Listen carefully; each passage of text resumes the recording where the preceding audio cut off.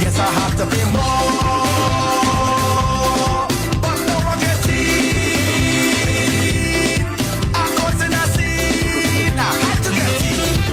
I want to go big, people party, make the music take over me. I wanna jump up all day, all night. I wanna wind up all day, all night. I want big people party, and liquor up inside me. I wanna jump up all day, all night. I wanna wind up all day. Head back and a real high, and a real tight. That's up the old, that's up the old. And a real high, and a real vibe. That's up the old, that's up the old. Going big people fed. The girl call her nuts if I leave home. Well, I tell she a real close. Girl, I always be all inclusive fed. Yeah, tonight go her real vibes. This crowd here go be real nice. Can't find me ticket. I done by the door. Realize I have to pay more. I have to get in because this girl not missing me. It's not missing me.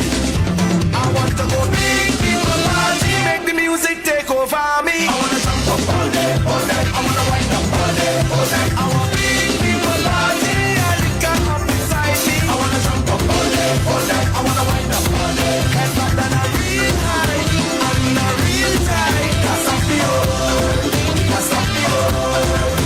And a real high, and a real vibe. That's up the old, that's up the old.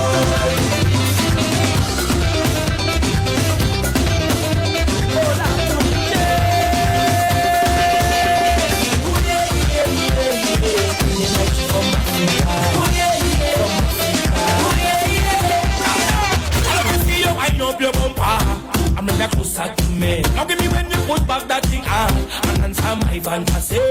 Girl, your body looking good, and you put me in the mood. When you wine, you want so good. Yeah. Then she follow, hola. She grab on me thing like hola, and then I give she the thing like hola. I'm shot the place and you know you're whining good. She follow, hola. Just give me some time now, hola. She want me step down the wine now, hola. But there's something feeling good. I know. And she follow, hola, hola, hola, hola, hola, hola, hola, hola.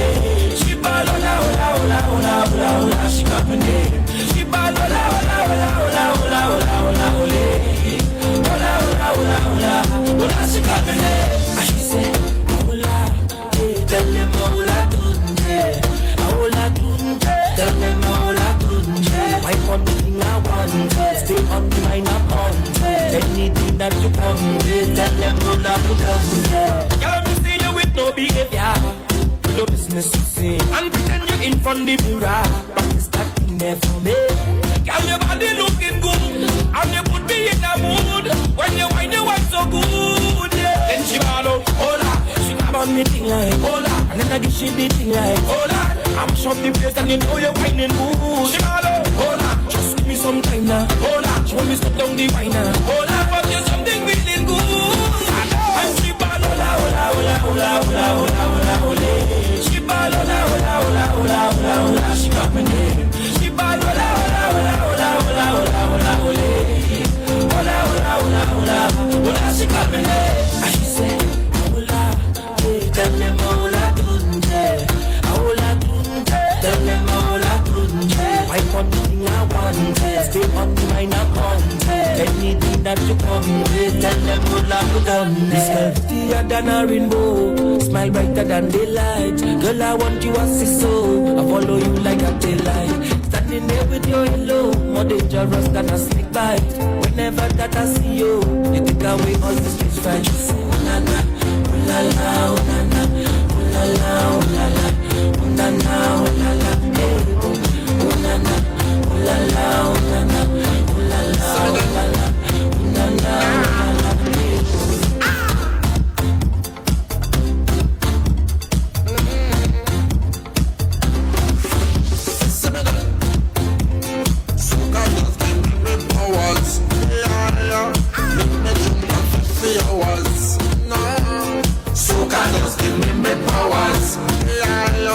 Treat me rum and share with others. 50 hours, the soca powers. It's a wonderful feeling. Share with others, all my brothers, all my sisters. See me then? Nah.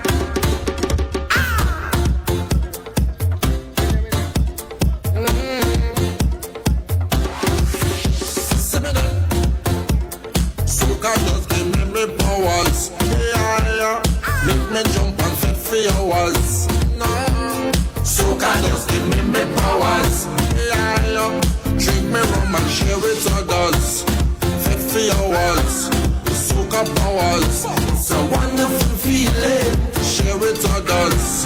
All my brothers, all my sisters. Today we making we name. We party in sun or rain. We don't care what the people say. Once the music hit my brain, so much powers I can't explain.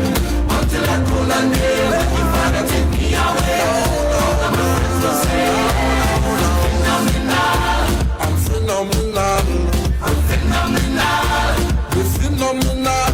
I'm phenomenal. I'm phenomenal. We're phenomenal. We're phenomenal. Yeah. Soca just give me powers. Yeah.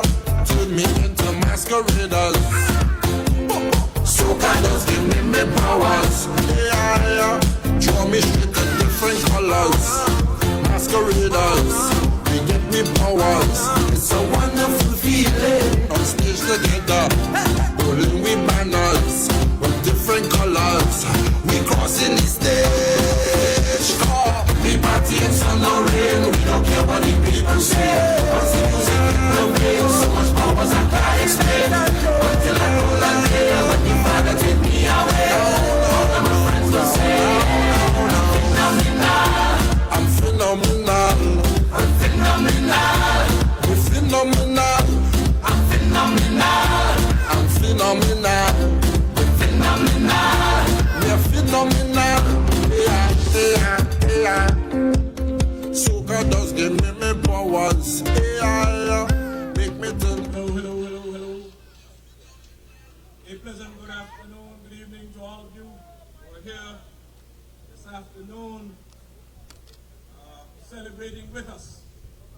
Before we get into our program this afternoon, as usual, we would love to invoke God's presence, and I'm calling on Clive Smith, Brother Clive, to do that honors.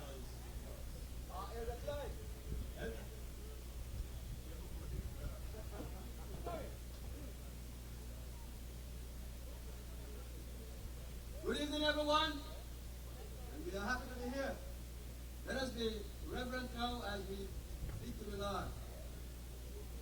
Oh, Father and oh, God, we thank you for all your wonderful blessings and mercies and protection that you have bestowed upon us. We thank you even for traveling mercies that have brought us here, safe for the purpose for which we have come. Dear Lord, you have been so good to us. You have been our help in ages past, and you are our hope for years to come. We are here this evening because, O Lord, of your servant, Sister Cora Richardson-Hodge. She has been a dedicated servant of the people of this land. She has made great contributions, and we believe that you, O Lord, is calling her to even higher leadership in this country. And we are here to endorse her and support her, and we trust that everything will work wonderful this evening, and we all will be blessed because we claim it in Jesus' name. Amen. God bless you all.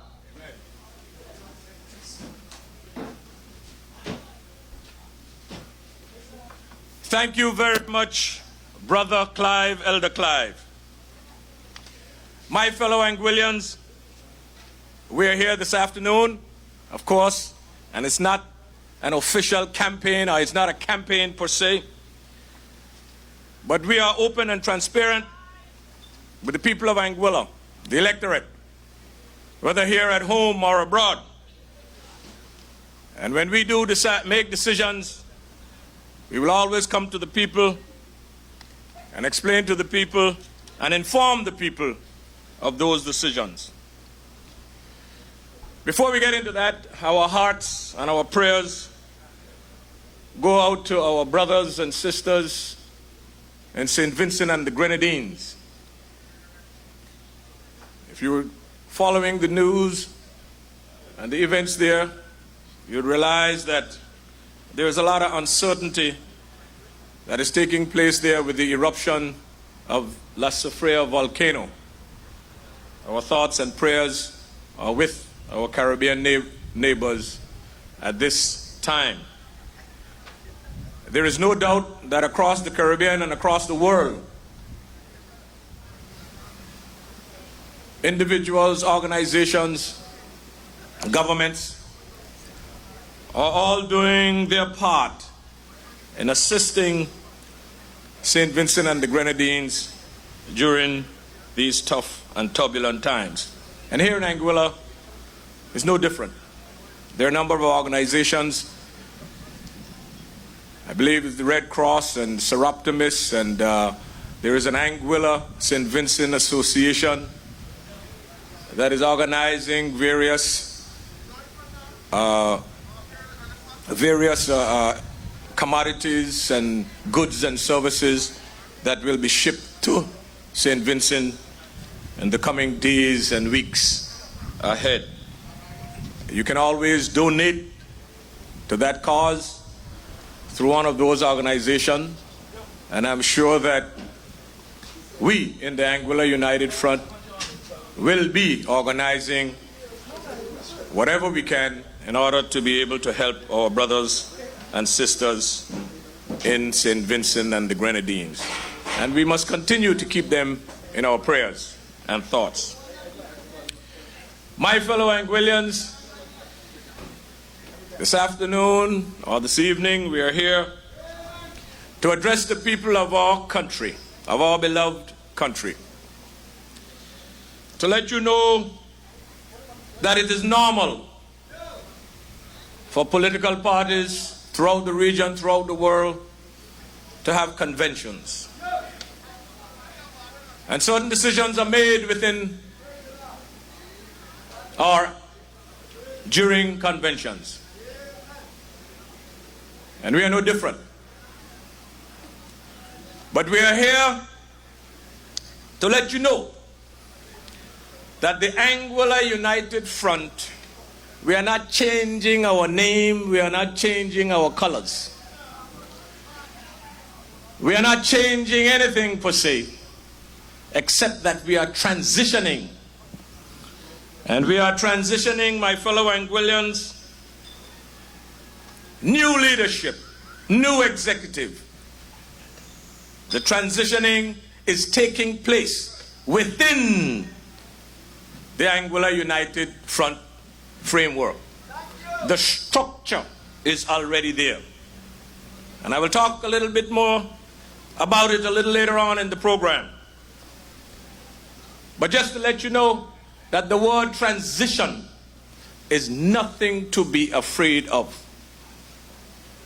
And while in certain dictionaries it would have a change, so to speak, it would have improvement, it would have growth, and there are a number of definitions for it. But I define it as moving forward, a change within a structured, principled, and experienced organization. So there's nothing to be afraid of. And we'll talk more about the foundation and the principles and the experience of this Anguilla United Front administration. We have a number of speakers. We have a team with us. And we would want to get started this afternoon by calling on Vanetta Richardson, who is the chair of the Women's Arm. Vanetta Richardson, chair of the Women's Arm. Please welcome her to the podium. Vanetta.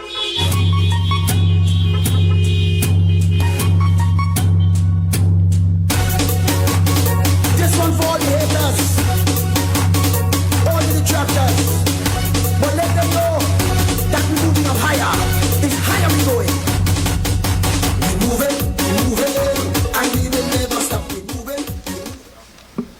Ladies and gentlemen, a very pleasant good afternoon. We give God thanks for his guidance and his protection so that we all can be here this afternoon.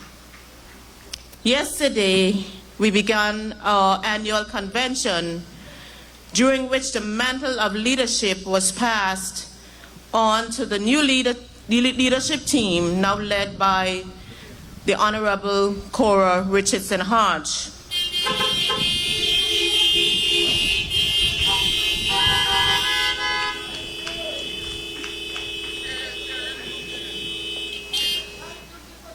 Michelle McLean Walters, in her book, The Deborah Anointing, wrote in her introduction, embracing the call to be a woman of power and influence. She quoted Judges 5 and verse 7 in the New King James Version, which says, "Village life ceased. It ceased in Israel until I, Deborah, arose a mother in Israel." In other words, Cora, it's time to arise a mother in Anguilla. Today I am inspired by the writing of Michelle McLean Walters because I find it to be very appropriate in this time, season, and purpose. Mrs. Cora Richardson-Hodge, the Lord has called you to extraordinary leadership and courage and has extended a great invitation to you to become a part of his story and to affect history. He is calling an ordinary woman like you into his extraordinary work of affecting change in the gate of politics and government.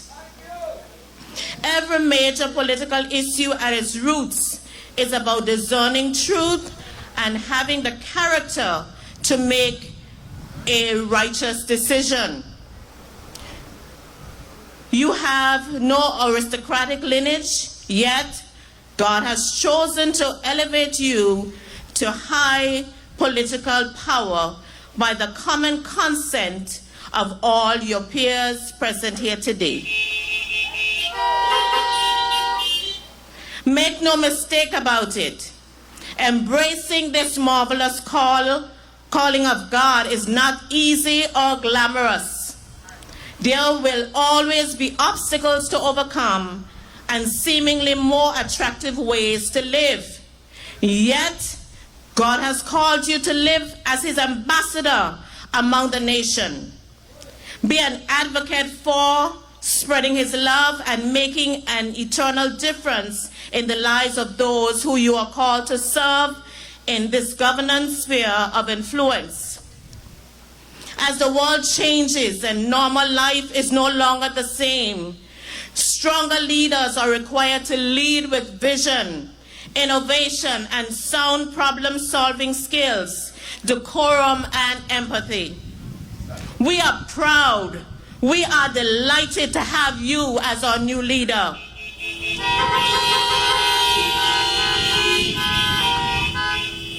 We are confident that you will shape the morale of the party, suggest solutions to societal ills, and the ability to discern the gifting of those who are in the organization to work on the necessary policies and programs to influence the gates of family and future development, governance, economy, education, media and communication, science and technology, arts, sports, culture, and our godly belief system.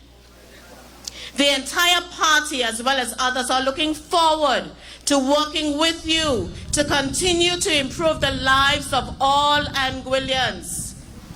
The historian, Mr. Codwell L. Petty, OBE, wrote in his book, Anguilla's Battle for Freedom, 1967 to 1969, and I quote, "When the history of Anguilla is truly written, it would have to be said that whatever Anguilla achieved was achieved because of the women. When the When the island was invaded, the men did not face the guns, the women did. With that in mind, we are confident that Mrs. Cora Richardson-Hodge will lead us in the right direction. As we embrace and we receive you, we are overjoyed that you have accepted the challenge. Indeed, with your experience and dedication, we are assured that we will accomplish remarkable things together for our beloved Anguilla and the generations to come. You are a phenomenal woman, an inspiring great leader, and we are excited to see you stand in your role, standing tall, stand firm, and having done all, you can still stand because you can do all things through Christ who gives you the strength. Therefore, on behalf of the Honorable Mr. Victor Banks, the transitioning leader, and all the members of the AUF team, we welcome you to this new leadership role. Be assured that we stand proud and tall with you.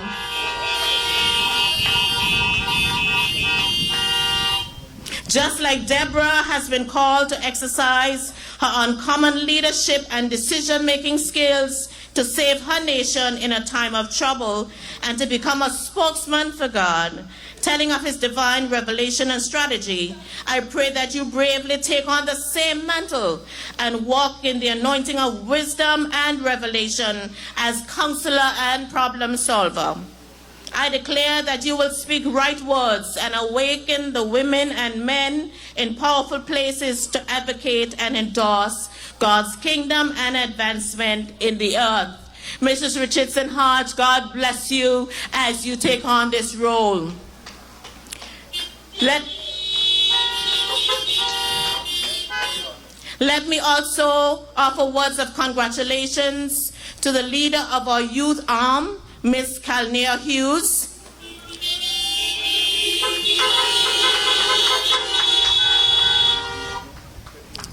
A young woman who has demonstrated excellent leadership skills and potential, whose deliberations are always sound, intelligent, and positive, and who inspires and motivates. Congratulations, Kalnia. Let me also express our thanks to the women who over the years have played a role in advancing the AUF party, but especially to Blondell Rogers, who has been the leader of the women's arm for a number of years. At this juncture, I pause to say thanks to everyone who has placed their trust and confidence in me to be the next leader of the women's arm. I am very much aware that the challenges ahead may be daunting, but as women and a party generally, let us put our faith and trust in the Almighty to see us through these very difficult times. I also implore us all as women to band together for the common good of all. Let me remind you at this juncture of the significant role played by our women in the birth of democracy during the 1967 revolution. The women in the forefront of that cause, and so this afternoon we pause for a moment to honor their memory and contribution of the first two women who, under the Anna regime, played a significant role in this party and the development of Anguilla. I speak of the Honorable Idalia Gums and Honorable Albina Lake Hodge,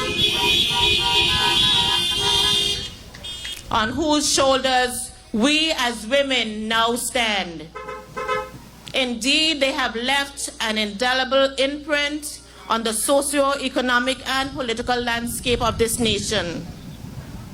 Talk to a man and you get more talk and little action. Talk to a woman and you get it done.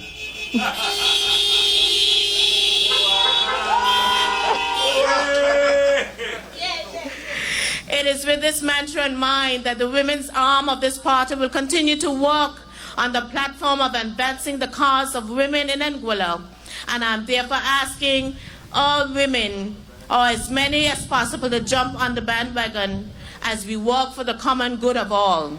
We cannot do it alone, or just a few of us. We need all of you women.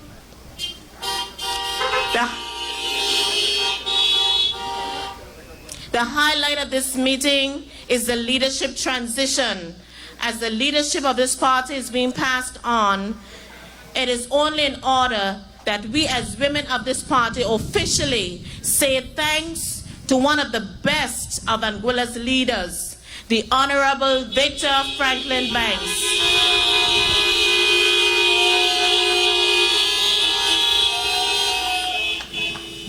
For over 40 years, Mr. Banks has served this nation of Anguilla, and he has done so with excellence.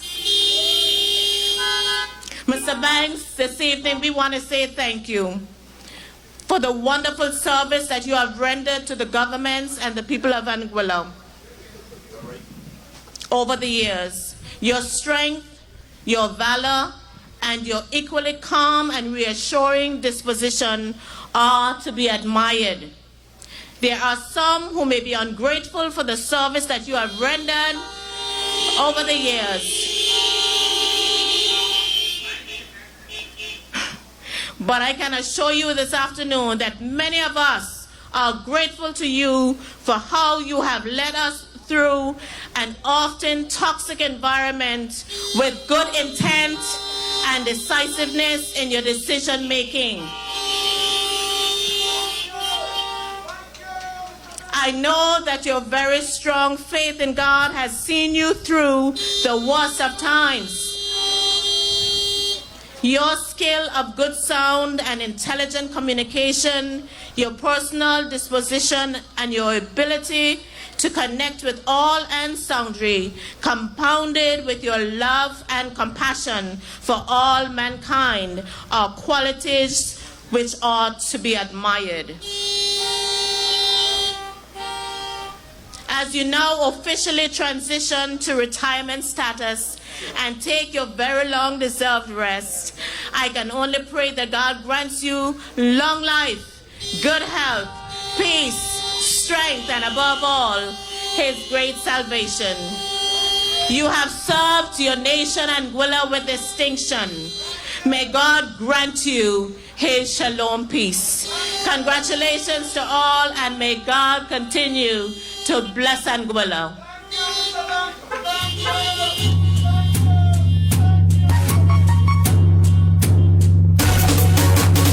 This one for all the haters, all the detractors. But let them know that we're moving up higher. It's higher we're going. Thank you very much, Vanetta. As I mentioned earlier, in terms of the definition of transition, it says in one dictionary, the process or period of changing from one state to another or from one condition to another. So in terms of Mr. Banks's retirement, I have no doubt that the change is a change from the leadership in active politics to the change of being one of the leading consultants in the overall development and political stability of this country. He's been involved in that from throughout his career in politics, and I'm sure he will continue to do that. In terms of change, this is not the change that couldn't wait. This is the change that has been planned and prepared for. We were preparing for this change. The next speaker to the podium is Calnea Hughes, who is the chair of the youth arm. Here is another change, my fellow Anguillians. Young, upcoming, dynamic, beautiful young lady. This one for all the haters, all the detractors. But let them know that we're moving up higher. It's higher we're going. Good afternoon. I would like to thank the party and the members present at the convention yesterday for having the confidence in me to elect me to serve on the party's executive body. as the new chair of the youth arm. I have been actively working within the youth arm at the commands of the Honorable Mr. Joseph Vanterpool. Yes, command. He didn't give me any room to decline. He told me what he wanted and I delivered. As the new chair, I look forward to working with the party as it relates to the youth to help build a stronger party and a stronger Anguilla. On behalf of the AUF party and its many supporters, I would like to express a heartfelt thank you to our outgoing party leader, Mr. Victor Franklin Banks, for his leadership and his selfless contribution to Anguilla for over the past 40 plus years. Mr. Banks, we would like to thank you for your hard work, long days, and sleepless nights over the years.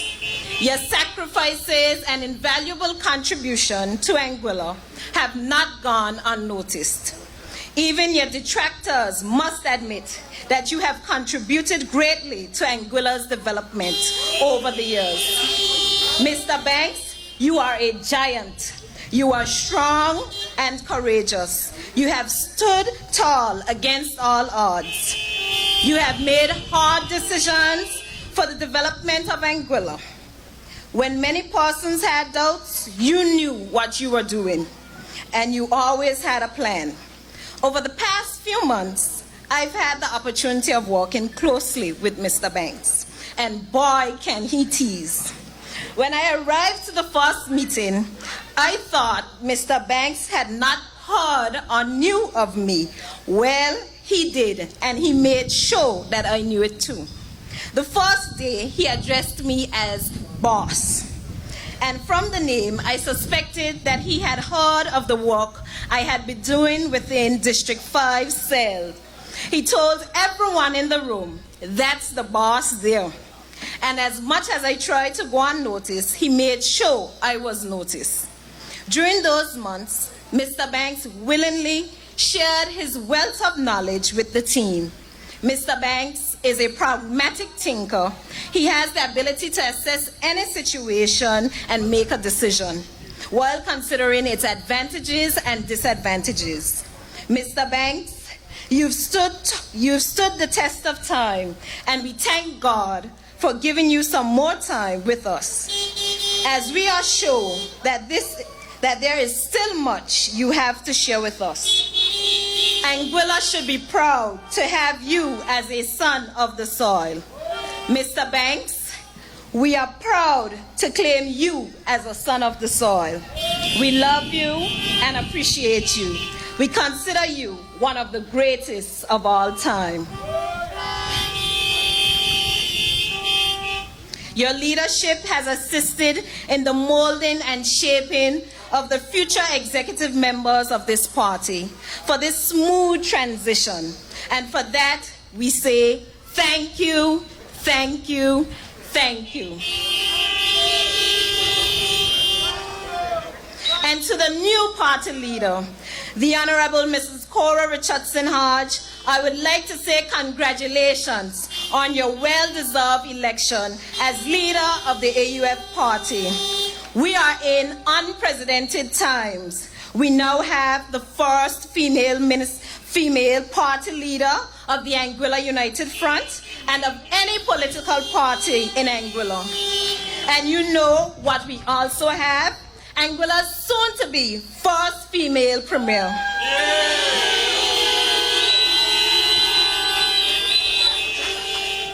Mrs. Richardson-Hodge, you have big shoes to fill, but I believe you will do exceptionally well because you are a woman, of course, and not just a woman, but a strong and capable woman.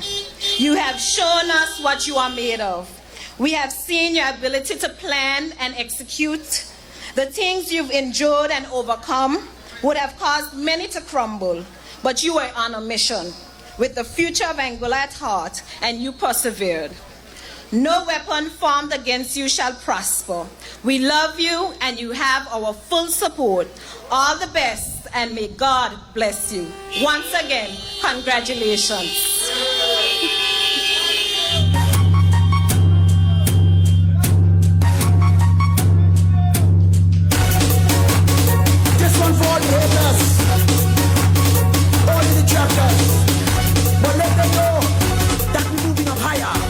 Thank you very much, Ms. Hughes. And I must also congratulate you for the poise and the confidence that you displayed here on this podium. I can't remember hearing you speak in public before, but I must say that you were very stern and confident in your presentation. Anguilla's future will be in good hands. Fellow Anguillians, again, when you look at transition, that is part of transition. It speaks to growth, modification. We are growing our young people into roles that we intend to fulfill going forward. Transfiguration. You're transforming this party within a structured organization. We move from the very young in the party to one of the seniors. And we are calling now one who is represented District Number 1 from 2010 to 2015, and who is a senior member and will continue to be a senior member and advisor in the Anguilla United Front Party, none other than the Honorable Athlin Vanterpool. Welcome him to the podium.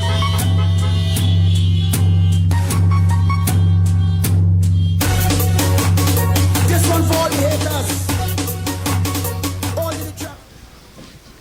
Good evening, good evening. Make some noise, make some noise. We are, as was said before, we are in transition. And I want to say thanks to the Anguilla United Front family and all of you who took part in the convention yesterday. You showed that there's still a lot of commitment, and you showed that you are prepared to make sure that this party is alive and kicking throughout the full 5-year term. I want to say to our loyal supporters, thank you all very much. I know that you have enjoyed quite a bit, but I'm asking that you stay strong, stay firm, stay firm. The time is going to come, and I'm sure that it will not be too far away. 5 years is not a long time, when we will have a chance once again to go around the stake. And I know that our supporters will do exactly what they need to do. Any mistakes that were made before will be corrected this time around. I want to use this opportunity to say thanks to an outstanding leader, one who has served Anguilla well over the past 40 plus years. And I'm speaking about the Honorable Victor Franklin Banks. Mr. Banks is a man who got battered, bruised, and taken to task from all quarters of Anguilla. But despite all of the talk and the ridicule, he stood firm. He stood up like a gentleman. I was listening to a young man on the radio not too long ago on a talk show, and he was lamenting the fact that he has been abused by our premier. He said that he was one who ridiculed Mr. Banks. But he said one thing Mr. Banks did not do. Mr. Banks did not retaliate. And he said, despite the fact that he does not support him, Mr. Banks acted like a statesman. That's who he is, a statesman. Like everyone else, I too have been around Mr. Banks for a while, and I've seen him in action. I remember when myself and Evans McNeil Rogers were in government, even though we were the ones in the House of Assembly, the powerhouse behind us was Mr. Banks and the rest of the AUF team. The Honorable Hubert Hughes mentioned at one of the meetings of the House of Assembly that the Anguilla United Front is a well-oiled machine, and behind the two representatives here, the individuals are working, and Mr. Banks kept us in the know and made sure that our representation was one of the highest quality. I want to also remember our trip to London when we had to meet with the Foreign and Commonwealth Office. I sat and I listened and participated, but I recognize that Mr. Banks is not an ordinary man, he's a giant of a man. And I know that in politics, active politics, we will miss him. But as was said earlier, he is going nowhere. He will still be around to make sure that we have that good advice. Mr. Banks, on behalf of the people of Anguilla, I want to say to you, thank you very much for your hard work. Thank you for standing up when all the others were crumbling. Thank you for not giving up when you were battered and bruised. And thank you for leading Anguilla into where it is today.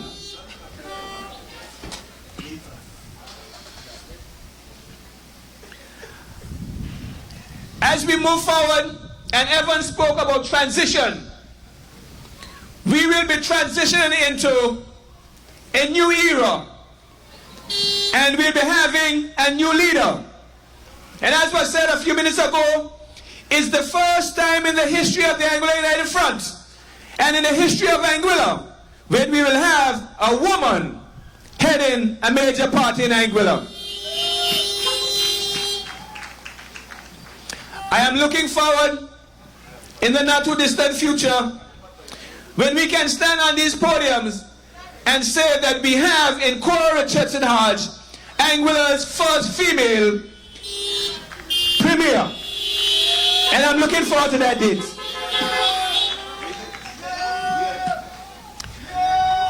I know that Cora is not one that will crumble. She's a giant of a lady, and the choice, I think, is a very good one. She is doing a very good job in the House of Assembly and keeping the government on its toes. I want to say to you, Honorable Cora, that you have a job to do. Continue to hold government accountable. You will have our support. You will have my support. And I will do everything that I could to make sure that you are able to move forward and reach to the top, not only of this party, but to the top of politics right here in Anguilla. I know that in the House of Assembly there are those who are getting touchy. They are talking about the banking resolution, and I know you spoke a little some day ago. And I know that there are some folks who don't want you to say anything. But I'm saying to you, these are some of the issues that you have to champion. Yes, there was a resolution, but you have to continue to make sure that you hold the feet of those persons to the fire and make them accountable for things that they might have done. To the rest of us, the people of Anguilla, I'm asking you to support your government. Support the government that we have in office now. It is our government, and I'm asking you to support them. They need all the help that you can give. If you cannot give anything positive other, pray for them. We need to pray for our government. And I want to, before I leave here, I want to say one more time to all of us, let us buckle up our shoes, roll up our sleeves, and do whatever we can to make sure that the Anguilla United Front is a party that is strong, a party that will get stronger, and a party that will lead us into the future under the leadership of Cora Richardson-Hodge. Thank you, ladies and gentlemen, and continue to work with our young people and those who are elected, because the future is bright and the Anguilla United Front will be at the forefront of that future. Thank you very much.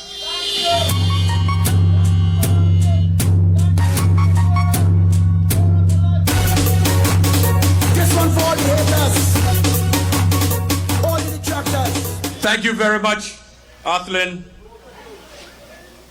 Let me take this opportunity to apologize for not having Brother Mark Rumney here with us. He's actually overseas, and Sister Everly Bradley is on a different assignment at this point in time. We're hoping that she'll be able to join us a little later, but if not, our apologies for her absence. Athlin mentioned that we should pray for our government. We should support them, because indeed they are our government. And while some of you may dispute that, at the end of the day, they were duly elected, and they are the government of Anguilla, of our beautiful Anguilla. Whether we like it or not, they are the government of Anguilla. And indeed, we must support and pray for them, and help and assist them where necessary. But just to mention that it is very difficult to help individuals who are in a situation who do not want your help. I will go into a little more about that when I make my presentation shortly. But for the time being, I would like to call another youngster to the podium for his presentation and remarks. Lockhart Hughes, a young man who had a taste of what it was like to be involved in politics, to run as a candidate with the Anguilla United Front.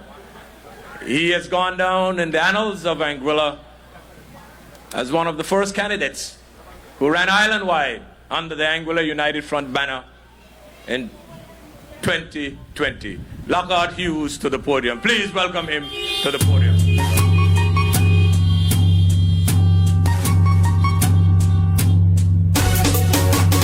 This one for all the haters, all the detractors. Good evening, good evening, good evening. Good evening, AUF family.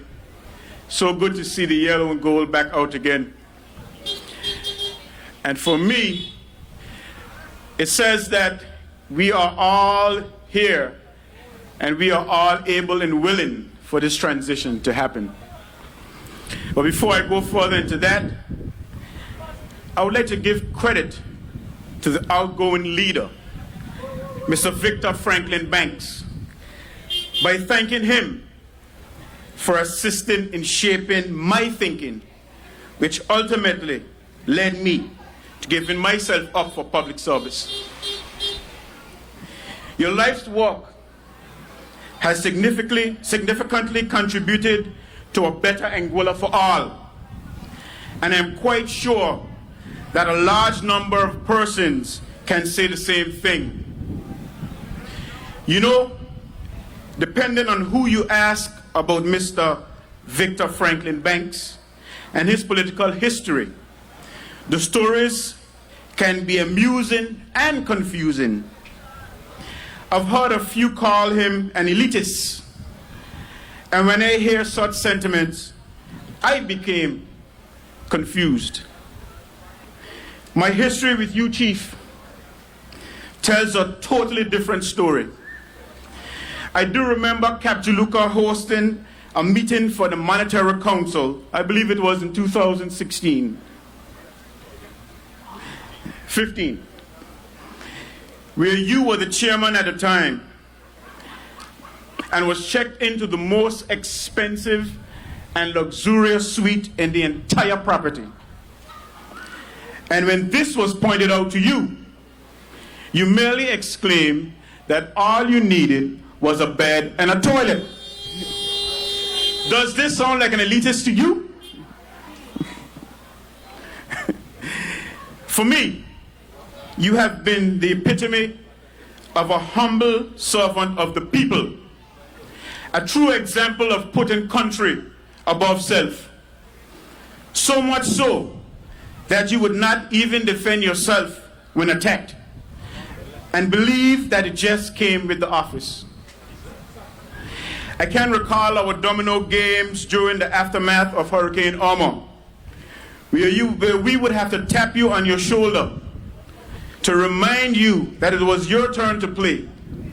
You were so entrenched in rebuilding and recovering our nation that you couldn't even spare an hour to fully enjoy the game that you so love. And I personally want to thank you for those golden years of economic growth between 2000 and 2010. Over $1 billion of foreign direct investment that you oversaw. However, you have turned a new leaf in your book of life. And now a new legacy for the AUF is about to be built. This is a spectacular day, and it will be noted in the history books of the AUF as we transition to the first female party leader of the Anguilla United Front. And I want to say to the Honorable Cora Richardson-Hodge, you have my full support in moving us forward as a party and a nation.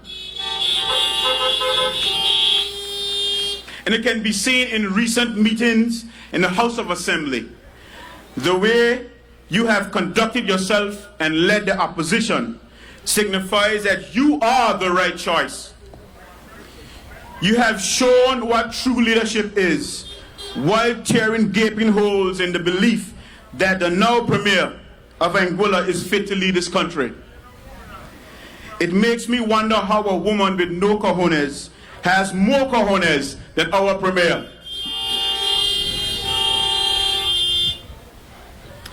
And I vividly remembered the Honorable Evans McNeil Rogers warning us of the turmoil and confusion that will follow in government if government was to change. And sad to say that he was absolutely correct. Our country suffers as the ones at the helm is treating her affairs like a game of tic-tac-toe. So this undoubtedly make the rescue job of the next government even more difficult. But we have a party and leaders with the ability to fix it. And with that in mind, I implore you to rally around the AUF, and a hearty congratulations to our new leader, the Honorable Cora Richardson-Hodge. And for us, Anguilla for us, onward, united. Thank you.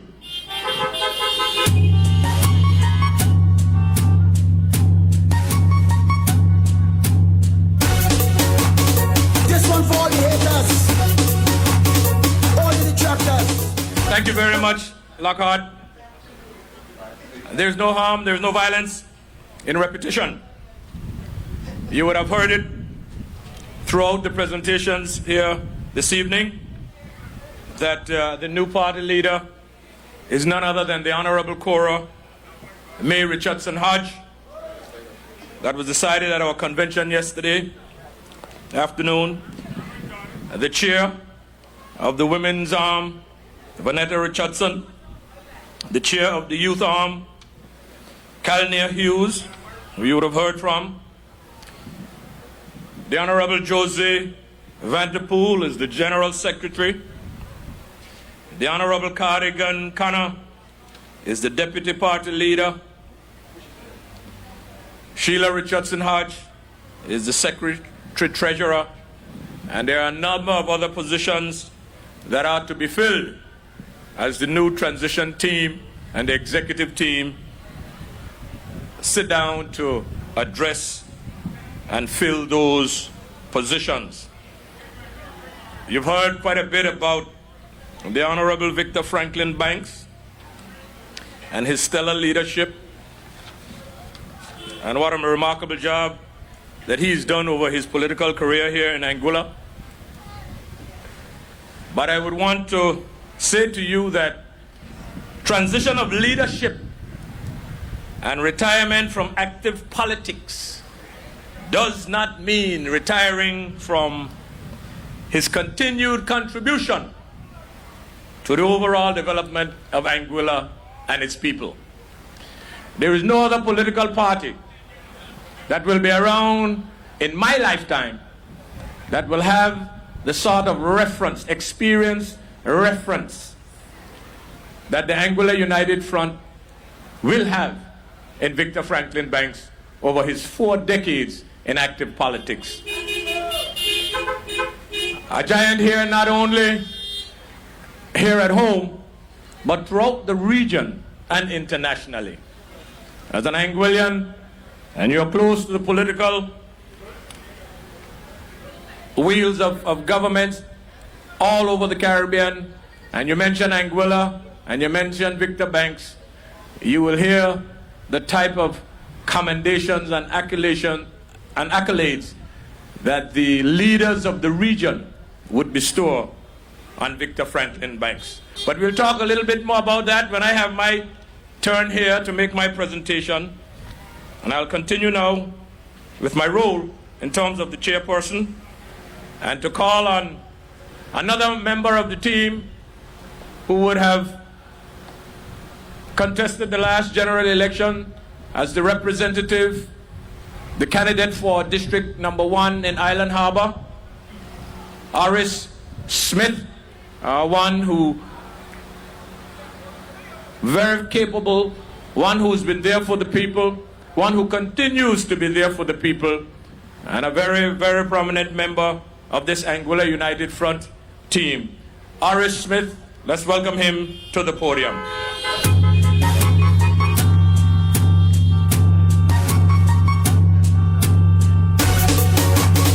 This one for all the haters, all the detractors, but let them know that we're moving up high. Good evening. Good evening, everyone.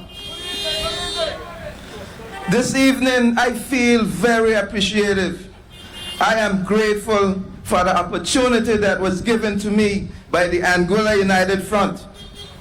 And I am regularly encouraged by many to continue working for the people, and I intend to do so.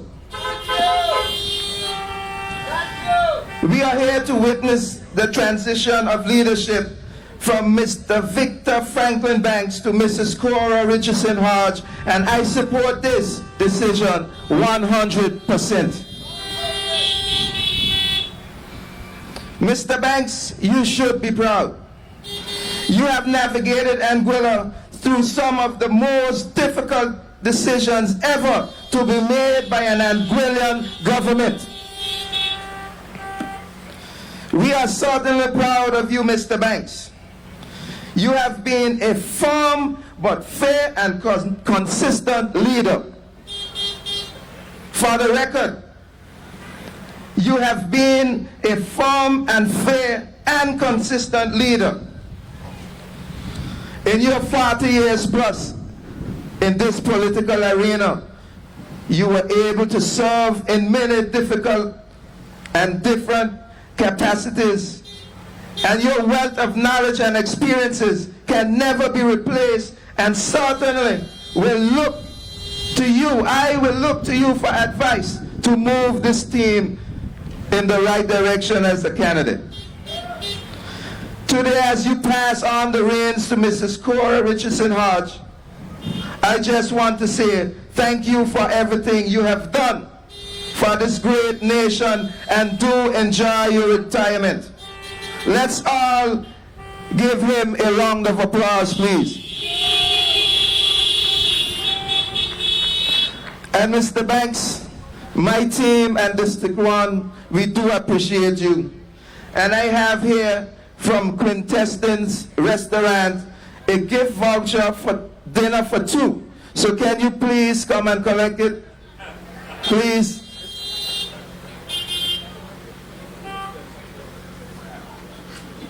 There's lots of wine and you know, you can enjoy yourself. Thank you, sir. Thank you. Thank you. This is our premier, our chief, and he has served us well. Mrs. Cora Richardson-Hodge wears many hats. She is a wife, mother, lawyer, and a politician. She has certainly proven to us that she is capable of doing it all. Her record cannot be disputed. She passed our Labor Relations Act. She looked out for the unemployed by creating a registry for them. She founded the Hope Community Center. She amended the Anguilla Constitution to allow grandchildren to be recognized as Anguillans. That's the type of leadership we are looking at as a woman. She passed the new Elections Act, which allows for island-wide candidate voting throughout our country. She designed founding proposals and construction of the new Albina Lake Arch Comprehensive School campus, as well as the Eastern Tennis Court facility. And most recently, she has been a giant in the House of Assembly, stating her points as she sits as the leader of opposition for the Anguilla United Front team. I can go on and on about all the great work that she has done, but time is limited. I fully support her, and I look forward to working with her and all the members of this team to develop this country, Anguilla, to the country we all want. Thank you, and God bless Anguilla.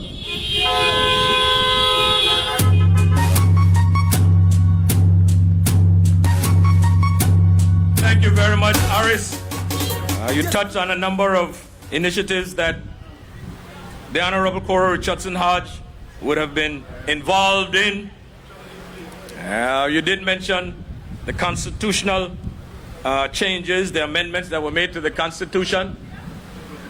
And I would also like to say to those Anguillians who are listening to us and are looking at us via the various media methods overseas, that you too, having dual citizenship, because I know a number of you, whether in the United States or Canada, you're all welcome to come back home, and you don't have to renounce your U.S. citizenship thanks to the amendment and the leadership of Cora with respect to the Constitution, that you can always come back home. And again, all-inclusive, the work of Cora Richardson-Hodge. Ladies and gentlemen, when we talk about transition, as I mentioned before, we talk about growth, modification, and there is no doubt that the next speaker would have had an initiation in politics and would have been prepared and preparing himself for such a role. I would like to mention, and I'm sure that Mr. Banks and others would have quite a bit to say about this, who were on the team in the UK. I believe it was in 2017, when the Honorable Jose Vanterpool, who was a student in the UK at that particular point in time, led the Anguilla delegation with the topic computer science and all of the modern day gadgets, I should say. A student at that particular point in time, but here he was with Mr. Banks and his team negotiating with the Foreign and Commonwealth Office. Now, when you look at the present administration, and I like to compare and contrast, who in the present administration would have had such an initiation prior to them getting involved in politics or prior to them being elected in the House of Assembly. This is what I refer to as prior preparation that will prevent poor performance. I have no doubt that the Honorable Jose Vanterpool is one of our future leaders of this country. He is sound, he is knowledgeable, he is not afraid. As the youngest parliamentarian and the youngest deputy speaker of the House, he was not afraid to put up his hand and to represent you, the people of Anguilla. Our young people, our country, there's a bright future ahead of us. But you, the electorate, must be cognizant of the fact and must look at the options that you would have when you go to the polls whenever elections are called. This team is a team that has been grounded. This team is a team that has been built on a solid foundation. This team is a team that has the resources, the human capacity resources and experience behind it in order to move Anguilla forward. Ladies and gentlemen, one of our young rising stars, not only in politics, but in the world of computer science and the technology of today, the Honorable Jose Vanterpool.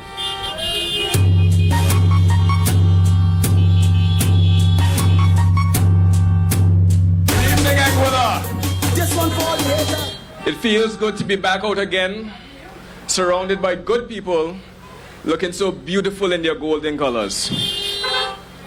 I want to say thank you to you all, our AUF family, our supporters, those who've just come out to witness the transition, and those following us online. Those who have joined us yesterday for a wonderful convention that would have led to new members officially being added to this, our AUF team, as we move from one era to the next. I'd like to begin by congratulating all of the members of the newly formed executive, especially the chair of the youth arm, Ms. Calnia Hughes.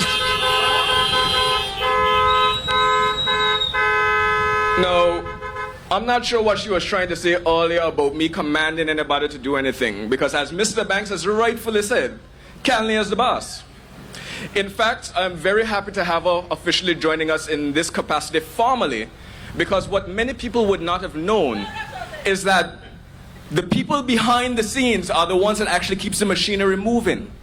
And Calnia is one of those superstars who behind the scene, regardless of what it is, no matter how short notice, that I could call upon, and she might cost me a little bit here, but it was also, okay, Jose, when do you need it by, and what do you need done?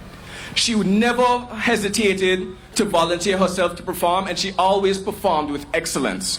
So I'd love to welcome her in her new capacity, as I'm sure she's going to play a vital role in moving our organization from strength to strength, especially where the youth is concerned. Today we're here, as I said earlier, to witness the transition. As I look to my right, you think of the phrase, we're all dwarfs standing on the shoulders of giants.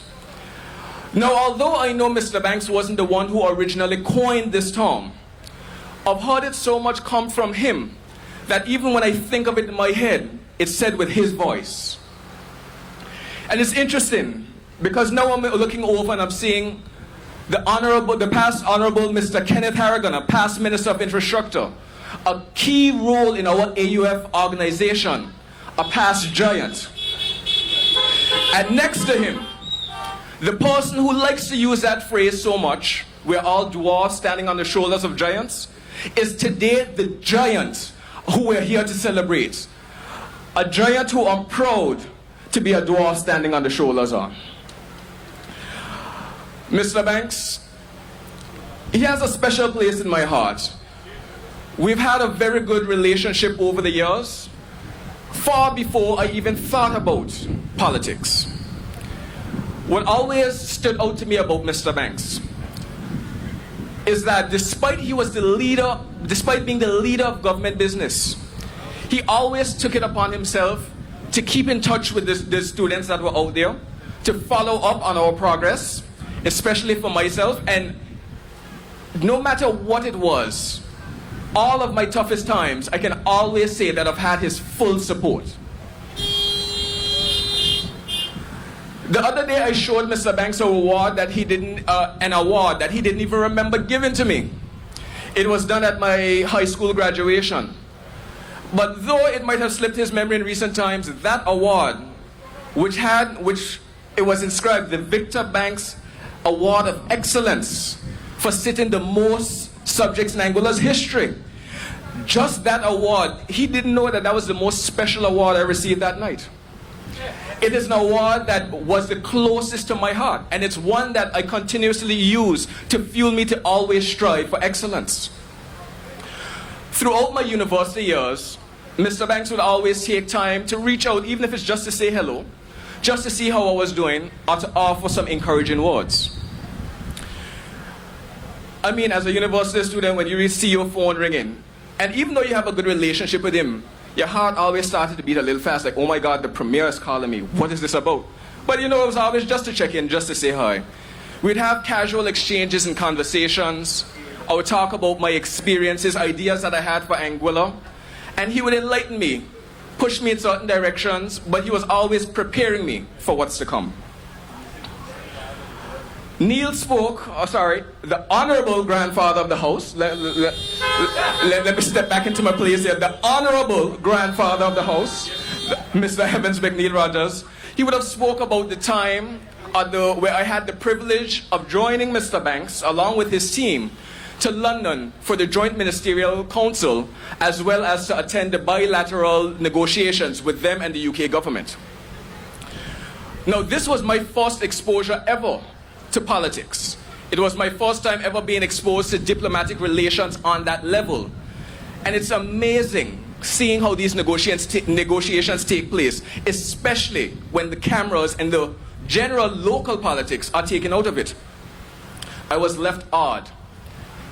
But not only was I there to witness the experience, I was amazed at the relationship that Mr. Banks had, not only with the officials in the UK government, but with all of the prime ministers and leaders of our overseas territories. It was beyond just being ministers coming together to do business with the British. You could see that when Mr. Banks stepped into the room, he was known. He commanded attention. And in the relations that took place after, in the informal periods, he was a friend of these persons. Mr. Banks has always been a role model to me, but he has grown into becoming a mentor. Coming back to Anguilla and making the decision to get involved in politics, I would remember. He said, "You're sure?" I said, "Yeah, Mr. Banks, I think I want to run for politics." He said, "Son, take a while and think about it." I said, "Why do you think, Mr. Banks? You don't think I should do it?" He said, No, I don't. He said, "No, I don't want to confuse you. I don't ever get the impression that I want to discourage you from running for politics. But just know that as a young man, I wouldn't encourage you to do it either."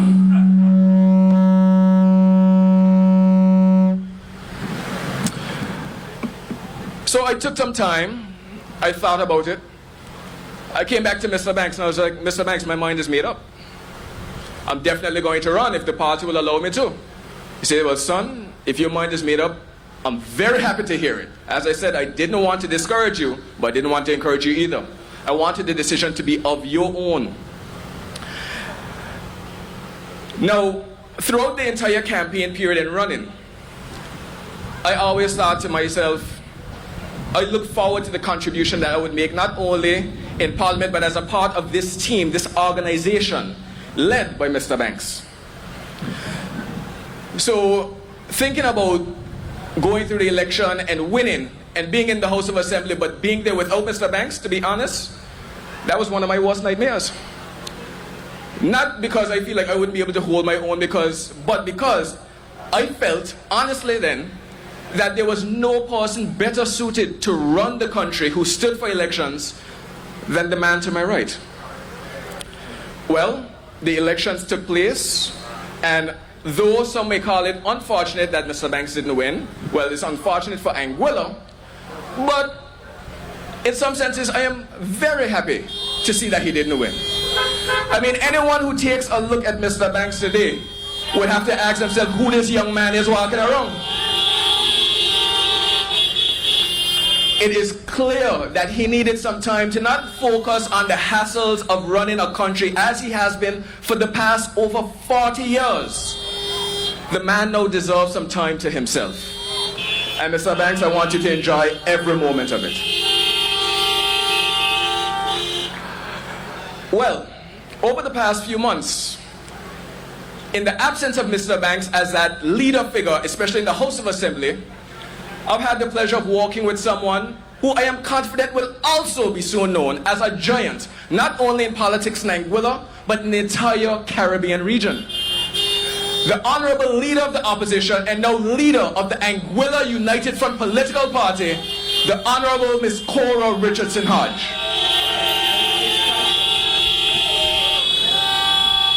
Let me tell you, I am so happy to know that I am going to be a part of the team that brings forth the first female premier of Anguilla. Because watch out for it, it's coming. Those fears that I had leading up to elections, that there was no one else who was standing for elections, who could fully and effectively take the reins and lead our country in that direction, have all been alleviated. I've had the pleasure of working closely with Mrs. Richardson-Hodge over the past few months as members of the parliamentary opposition. And she's ready to lead not 5 years from now, but if you give her the reins today, wow, maybe that's exactly what we need to do. But we will use this time that we now have, the 4 years ahead of us, to work together as a party to rebuild the Anguilla United Front. As Mr. Rogers said earlier, we don't need to change the logo, we don't need to change the name, we don't need to change the color. But we are going to work on strengthening our party from the ground up. We are going to rebuild and refocus and come back better and stronger than ever, ready to lead Anguilla to where it needs to be. I am confident in Cora's leadership because when I think about working with her, you just have to admire it. She's a critical thinker, a logical thinker, one who takes time when persons are ready to rush into decisions to say, wait a moment, have you considered this? I know it may be frustrating to some of the persons working with her because they were like, man, Cora, we just need to hurry and get things done. But she's not ever going to be that leader who's going to make an impulse decision without thinking through every single option and implication fully. And that is what I think that we need here in Anguilla. I am confident that with the support of our political leaders, especially Mr. Banks, remember he's stepping aside, but he ain't stepping back. Because Mr. Banks, we ain't gonna leave go nowhere. We ain't gonna harass you too much, but we still need you. With all of the support as us as elected members, and Cora, let me say thank you to you, because without you and the changes that you brought to Anguilla for the betterment of our country, I wouldn't be able to stand here today as an island-wide member. That was a change that you brought about. As well as the entire executive of the party, we are going to work together with our cell groups, with our supporters, with our family, pulled our collective minds together to find the effective way to lead this country forward. And with Cora at the mantle, there's no doubt that we will get the job done and get it done well. I just want to say thank you to all of you for coming out and supporting us as a team, but for everyone who has supported Mr. Banks over the past 40 years and who has supported Cora to this point. We want to say thank you because we would not be here today and Anguilla would not be in the position it's in today without every one of you working together to move this country forward. So thank you, may God bless you all, and may God continue to bless both Anguilla and the Anguilla United Front.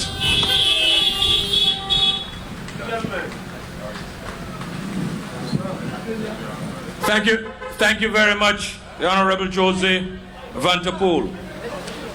I did mention that the Honorable Cardigan Connor, who is now the deputy leader of the party, and I will now tell you about two other positions.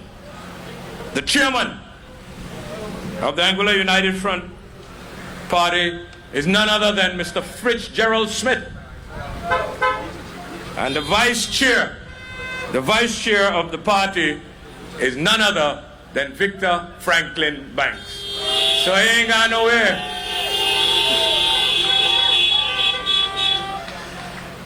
Ladies and gentlemen, it is with pleasure that I introduce to the podium my friend, a long-time friend, one again who has served his community admirably, a true professional, international and otherwise. Cardigan is no stranger to the international scene. And again, under the tutelage of Mr. Banks, we would have all had the opportunity to experience what it is in terms of representing Anguilla outside of our shores. Whether it's at the Joint Ministerial Conference, other conferences in the UK, that exposure, that experience is absolutely necessary if we are to represent our people in a meaningful manner. And that is, my fellow Anguillians, is what this party has as its core. So Cardi, being a newcomer in 2015 to the political scene and being elected, has been exposed to what it takes to represent Anguilla. You can compare that and contrast it with the team that we have presently in office. I've been saying this on the political rostrum all the time, but these are the facts, my fellow Anguillians. And in a little while, you will hear from our leaders, and I will make my contribution towards that after Cardi speaks. So welcome Cardi to the podium. Cardi.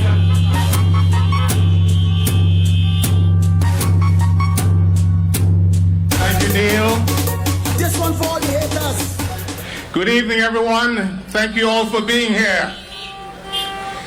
When I looked at the lineup, it reminded me of my days at Hampshire when I was batting at 9, 10, or 11. Today or tonight, it is a case of how do you sound original when you're following so many other speakers that pretty much says all the things that you want to say. But I need to say them. I need to say them. I will start with my district, District 7. I could see Chesney and Benji's here, and there are a few others around. I think the biggest bodybuilder in Anguilla is, would probably regard as my bodyguard. He's around here as well. Desmond is here. But I want to say a special thank you to the people of District 7.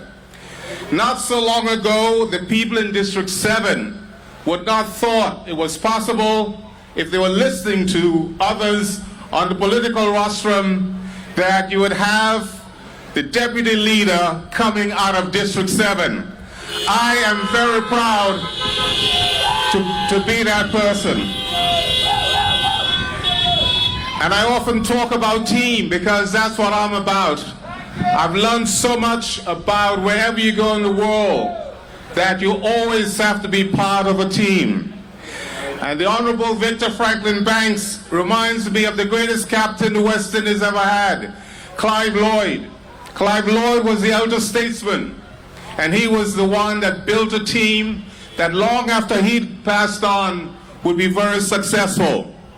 With Victor Franklin Banks, what I will say, the greatest endorsement that he could have ever had from District 7 came in 2014-15 at the first meeting we had in West End, when the late Honorable Albert Belter Hughes got to the podium. On that night, despite the fact of speakers that we had, the Honorable Albert Belter Hughes blew it away. He was the one that sat in opposition to Victor Banks for a number of years. He was the one at the end of his career actually gave him some credence, because the Honorable Albert Belter Hughes, who was my mentor, he was the one that his family today, those in St. Thomas, in fact his wife's sister, I'm sure, she's listening along with Rhonda, Keith, and Vanette, and Sherry, who's here in Anguilla, would say that at least when he went to rest, he was at peace. Because when you give so much of your time to the people, give all to your people, and especially to a party. In his case, the party that he was with let him down. But he was fortunate enough to have joined with the Angola United Front in his last term. And I think with that, I will personally say to Victor, to Baton, and in fact, Kenneth as well, all those who embraced the Honorable Albert Belter Hughes in the Angola United Front, I thank you so much indeed for that. I owe a lot to the people in District 7. My formative years, my aunt, who was the first mother I knew, sister was like a surrogate mother. To my wife Jackie, who I brought all the way from Australia. My cell group, as I mentioned. The community of West End. I believe that the decision that was made yesterday, I'm not preempting anything, because one thing I learned in politics, that when I assumed, and I will say assumed, that we did enough, not talking in the last general election, but the work that we did from 2015 to 2020, that our people would have appreciated it. They didn't. They didn't, unfortunately. But you know what? We all could look back on what we could have done, but we have to move on. And that's what we intend to do. Victor Franklin Banks, to me, not just over the last 5 years, but in the times that I've known him, he's been very much part of our mentorship. We never really talked about my involvement or getting involved in politics until back in 2011, soon after the 2010, where Cora Richardson, the person that I endorsed in West End, failed for the 5th time. And a number of people suggested, "Card, it's time to stand up." And again, the likes of Chesney, McDonough, Benji, who will always be one of my best friends ever. These are the guys that, again, supported me. When I talk about team, I mean it, because I've often said it and I'll say it again. When District 7 came in and the results came in, I'm grateful to the people who voted me in. But I still felt as if I'd lost, because you could win, but if your team loses, then it's a case of the whole objective has been lost. But today, I'm proud to say that the people who supported me are still there for me. There are others out there I will go and look to bring more on board. So, to the people of District 7, again, I will say thank you so much for allowing me to represent you not just once, but a 2nd time in the House of Assembly. Cora Richardson-Hodge, she's someone that was groomed for this position. Whether she liked it or not, she was. Because in 2015, when we got into office and had to deal with the banking crisis straight away, Cora stepped up.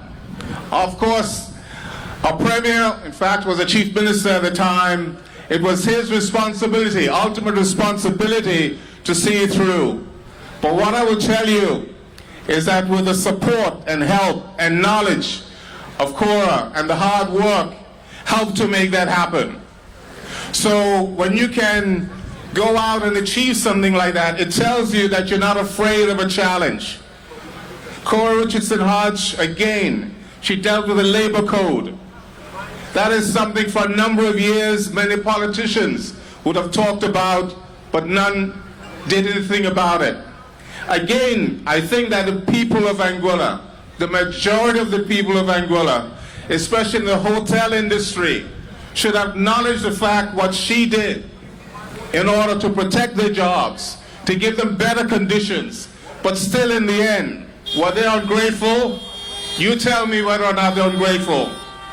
And this current government, of course, they would have criticized on the podium. When they first got into office, they would have made a lot of comments. We will wait and see whether they're going to touch, amend, or do anything regarding the labor code.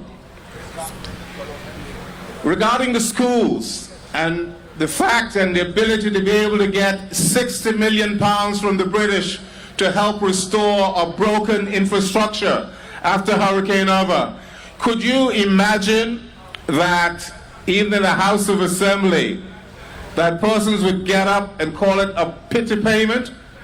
60 million pounds that the British taxpayers would have paid into the Angolan coffers, and we could refer to it as pity payment. Are we ungrateful or not? That's what I ask of you. And also, what I will tell you, some of the things that a number of you may not have seen of Cora Richardson-Hodge is in an executive council. Anything that passes from a premier to the chairperson, which would be the governor or the AG, Cora will always have an eye on exactly what is being documented. So my fellow Anguillians, my family members of the Anguilla United Front, what you have got in Cora Richardson-Hodge is someone that is well equipped.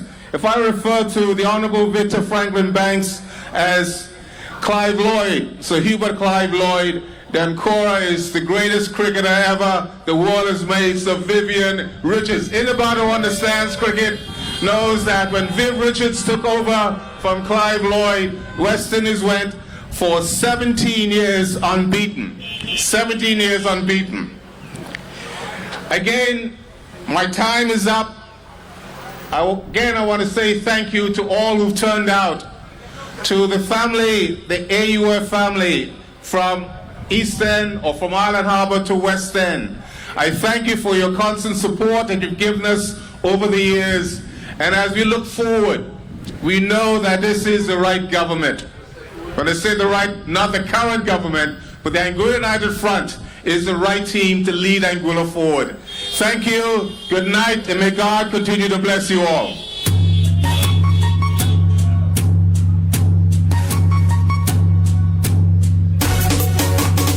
This one for all the haters. Thank you very much, Cardi. And thanks to all the previous speakers. It is my time to say my piece to this transition meeting. But before I get into that, my fellow Anguillians, as usual, I have to compare and contrast. This Anguilla United Front came together. It was built on the premise of bringing political stability. It was formed on the premise of bringing political stability and economic prosperity to Anguilla. Two rival parties at the time, the Anguilla Democratic Party, led by the Honorable Victor Franklin Banks, and the Anguilla National Alliance, led by the Honorable Osborne Fleming, came together and had a principled agreement.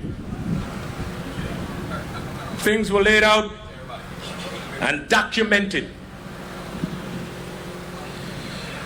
But when I look at those two political parties that came together, rival political parties that came together, put aside their political differences for the overall benefit and the good of the people of this country, it was and is still admirable today.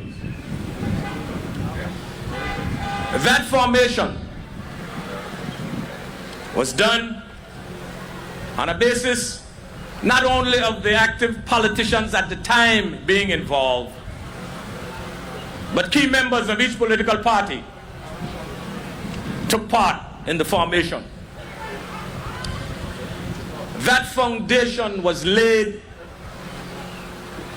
because in order to move Anguilla forward and to stabilize the political environment of Anguilla at the time, it was absolutely necessary.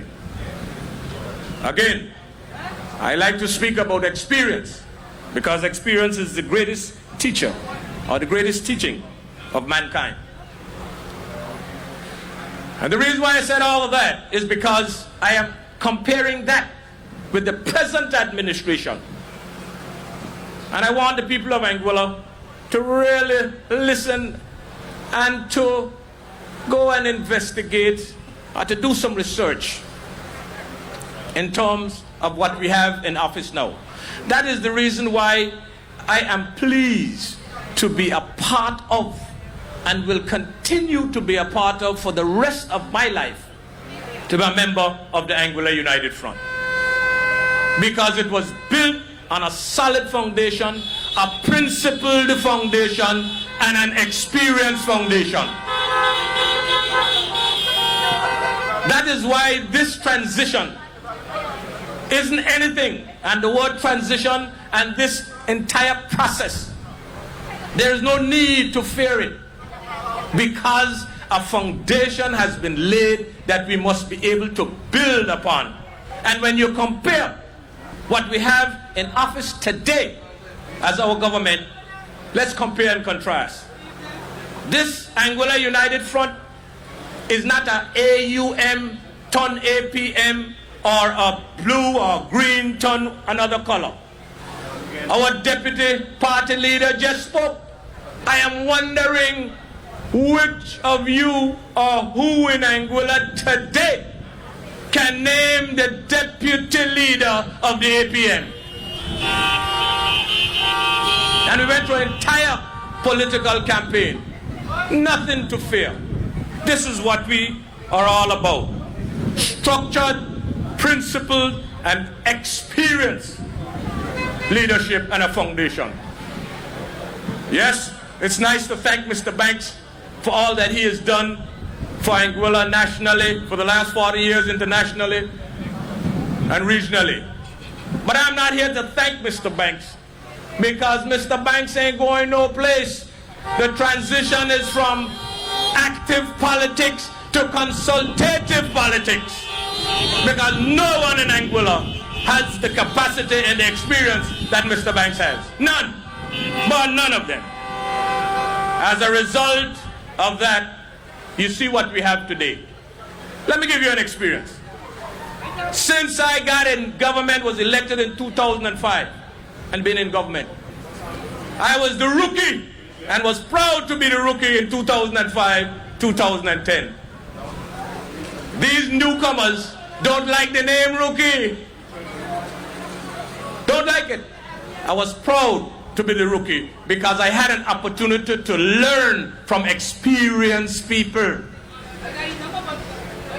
Can you look at the present administration and see who or what group can they use as references for the difficulties that this country is facing today? No wonder they're putting up in each other and running into each other, running all over each other, talking about all sorts of things and blaming all sorts of folks, including Mr. Banks, for the present situation. Compare and contrast. In a Cora administration, AUF administration, and there will be difficulties and there will be challenges in any administration, there is always a reference point that she can rely on, and an experienced one on that. So my prayer is not to thank Mr. Banks for the work that he has done. My prayer is to ask God to give him the wisdom, the knowledge, and longevity to help this country in years to come. That's what it is. Because they ain't going any place. We're not going any place. And when you talk about stability, because the United Front, one of the pillars was to ensure political stability being restored to Anguilla.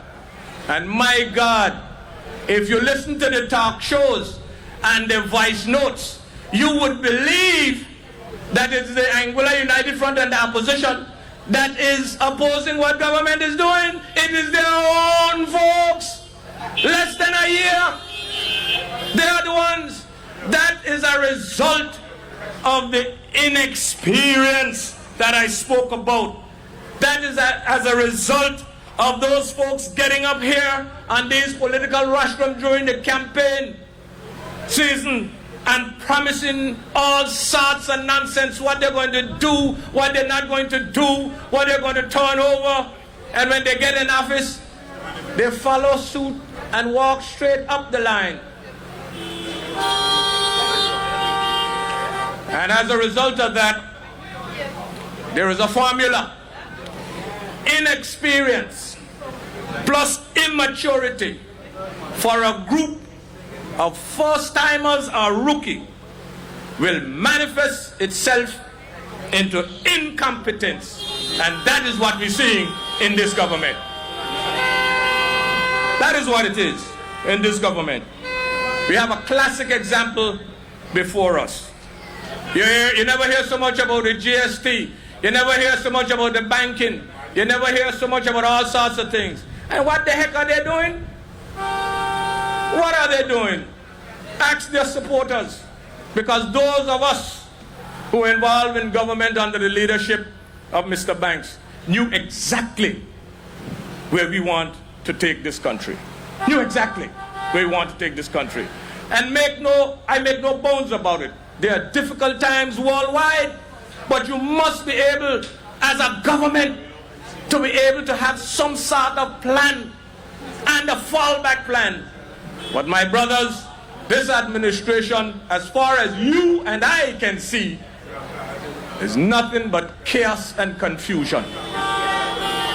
So I want you all to look very carefully at what is happening. I want to take this opportunity to thank Cora for stepping up to the plate and accepting the responsibility to lead this party and to lead this country going forward. As was mentioned before, the first female political leader of a political party, and soon to be the first female premier of Anguilla.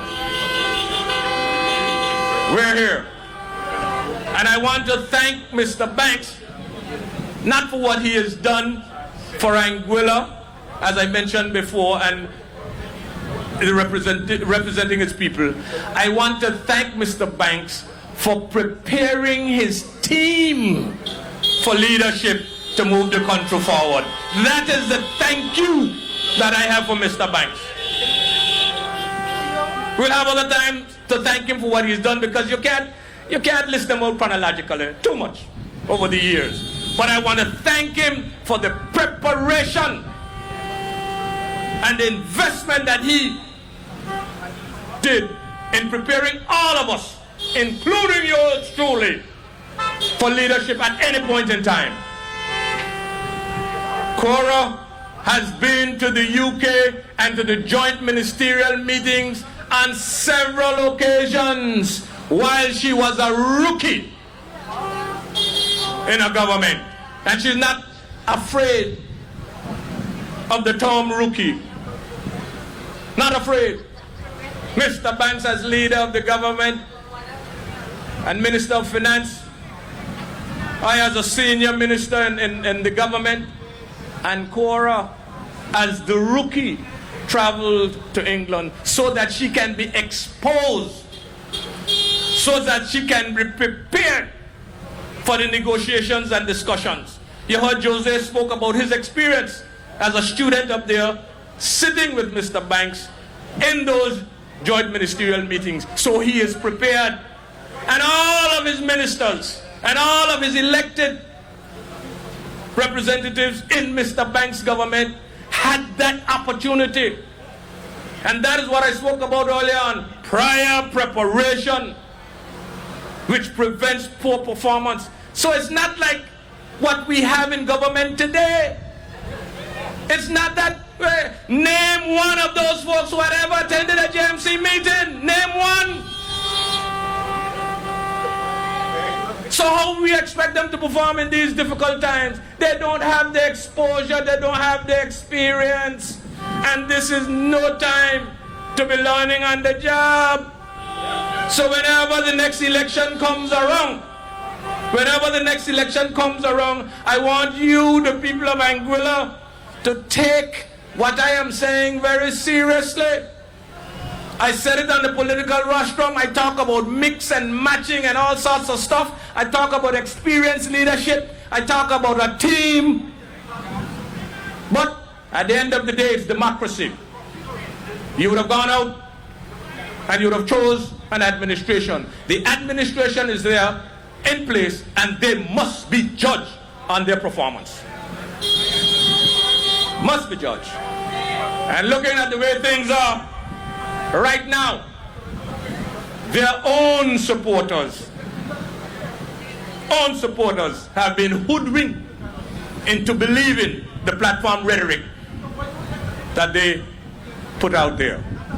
These are sobering times in this country, and we in the Anguilla United Front, we are not afraid.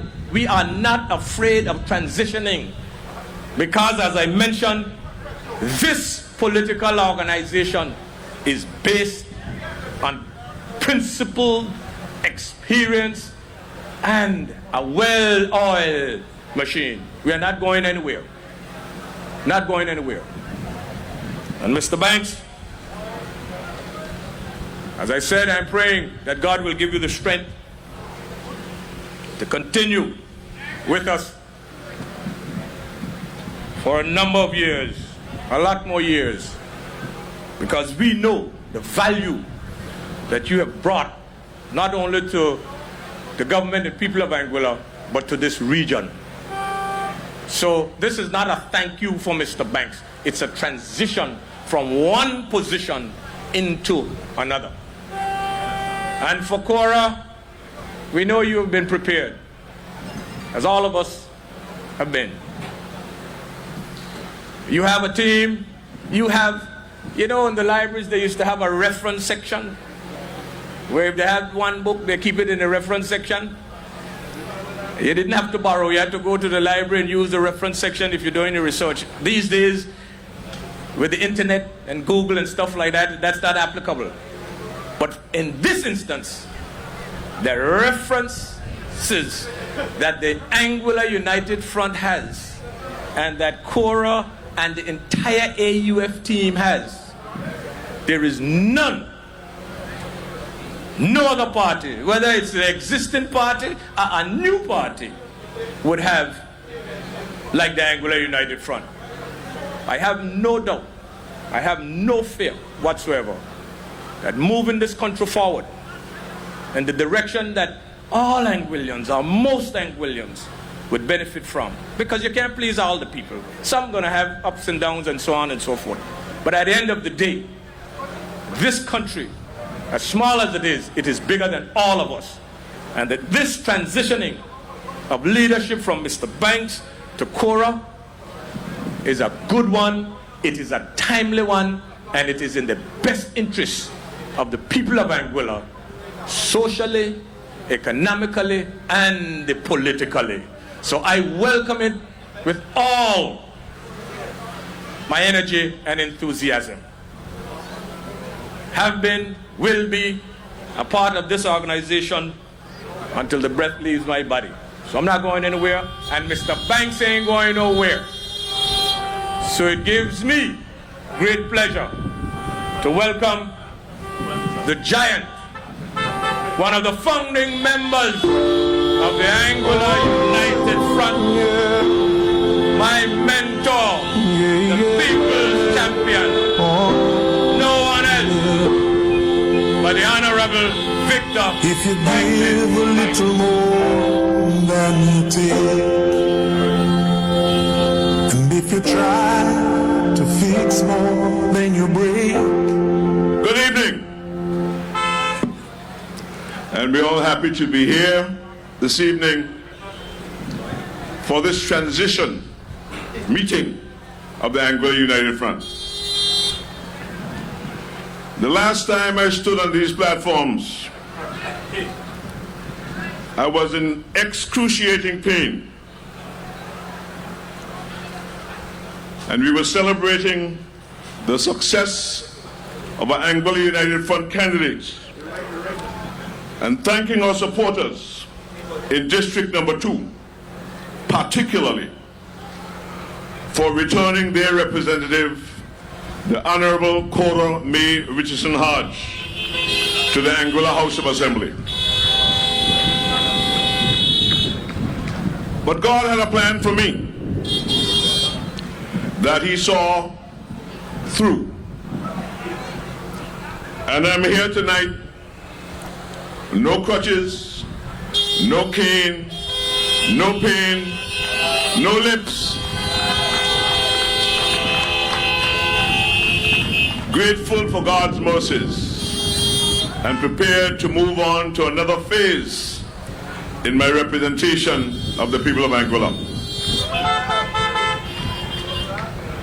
I am blessed and can look back on the past 40 years of active politics with pride, because I believe with all humility that through my service I have helped to make Anguilla an improved place in terms of many aspects of our development.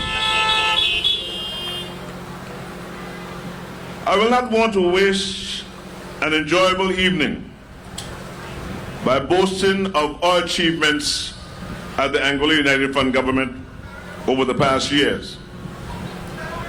But I will say that it is because of our efforts that we are today enjoying a safer Anguilla, even in the midst of this global pandemic. I want to thank all those colleagues who have spoken before me and had nice things to say about me. While it is not necessary, it is well appreciated. I'm indeed humbled that you would take the time to find such nice things to say. It will help to balance out the much less favorable things others have said about me. Persons who have never met me or never engaged with me, yet they know so much about me that they can say negative things about me. You have balanced that out. I also want to thank my colleagues for being good team players. And the Anguilla United Front team of 2015 in government, the Honorable Neil Evans McNeil Rogers, the Honorable Everly Bradley, the Honorable Cora Richardson, the Honorable Cardigan Connor, and the Honorable Cora Richardson, as well as all those persons within the administration who've acted as special assistants to support from Atlin Vanterpool, Mark Romney, a number of other special advisors who have worked with us. We could not have been successful without the support of all team players in all the major issues we undertook. The banking resolution, the Captain Luca reorganization, the Hurricane Irma recovery, and in the end, the COVID response plan. In a little over 2 months, we would have been out of office for 1 year. But we have been true to our promise to give this government the opportunity to do its work. You will be the judge as to whether or not you are satisfied with their efforts. But we are here today as a party to transition from one leadership team to another. It is not about change for change's sake. It is about change because our party is ready for change.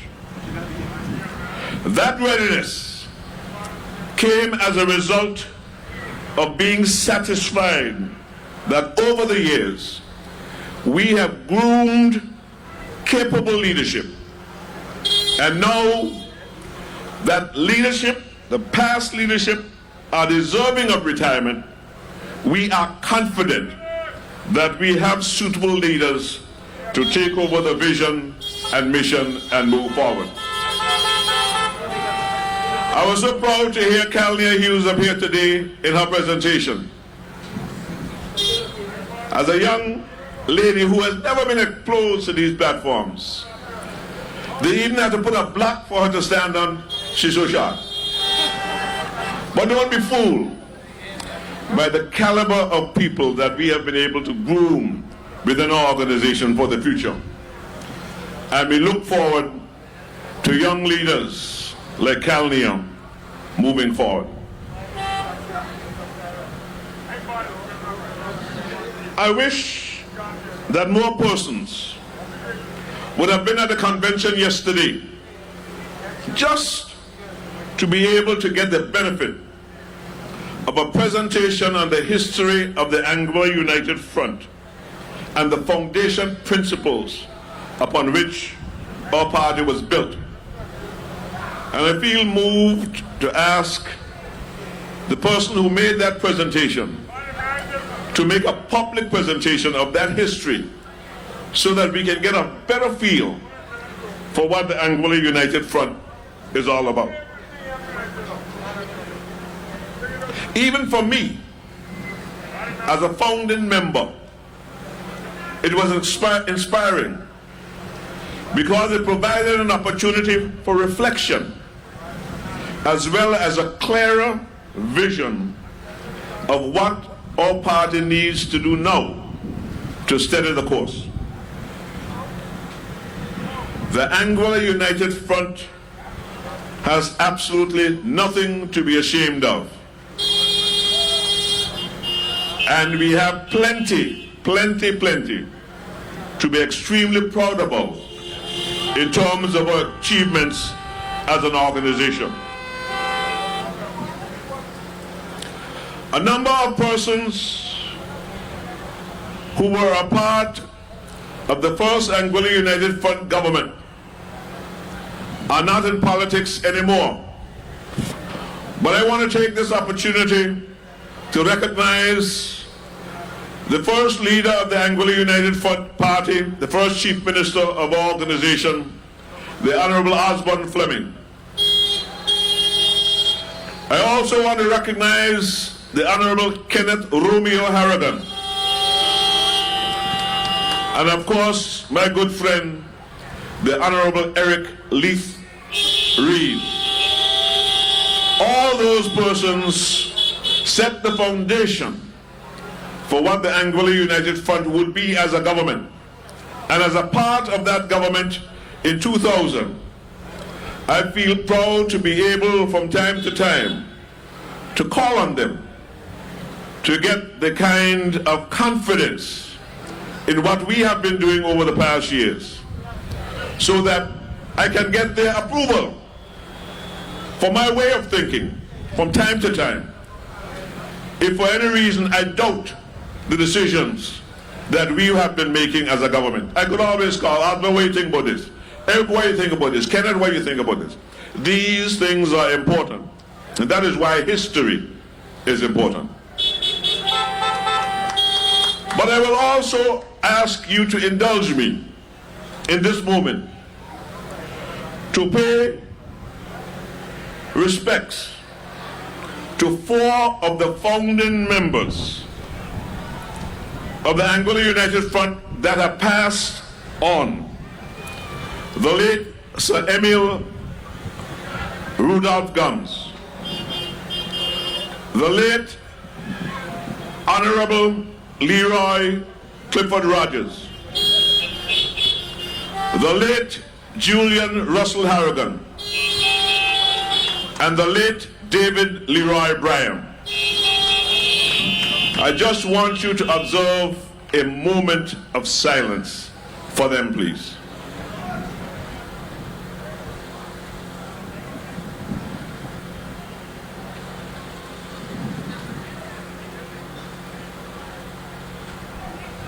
Thank you.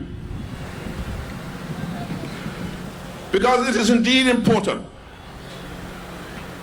to recall history on occasions such as these.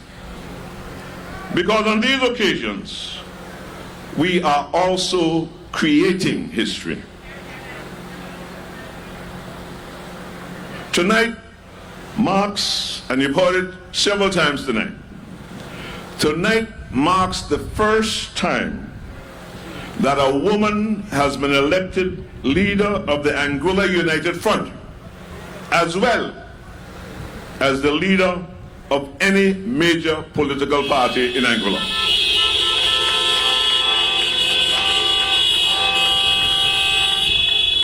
However, I believe it is necessary to make this point, that we are not electing a woman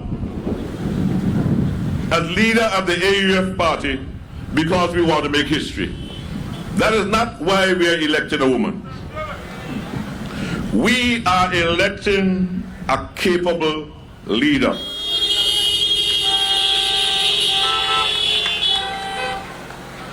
Being a woman has absolutely nothing to do with it.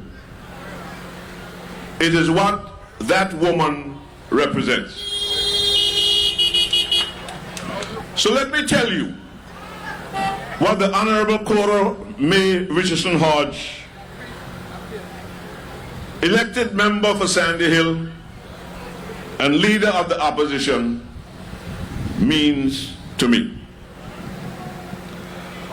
First of all, she prepared herself formally for leadership in all aspects of her life and community through tertiary training in universities all over the world in several fields. The most important at this time being a lawyer, because she also did environmental science at one point in her career. But even though she is my cousin, it was not through that relationship that I came to know her. I came to know Cora through her work as a lawyer. She was negotiating on behalf of her client in the private sector, and I was leading the negotiations on behalf of the government of Anguilla. I was immediately impressed with her. She represented her client very ably, but she also understood the importance of our defense of the issues and interests of the people of Anguilla, because she was very fair in her presentations and her arguments. So, the first attribute of what Cora means to me is, Cora is a professional.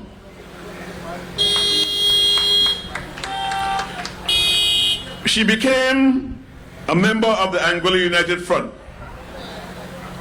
to fill the seat of another retiring founding member of the Anguilla United Front, the former Chief Minister, the Honorable Osborne Barrington Fleming.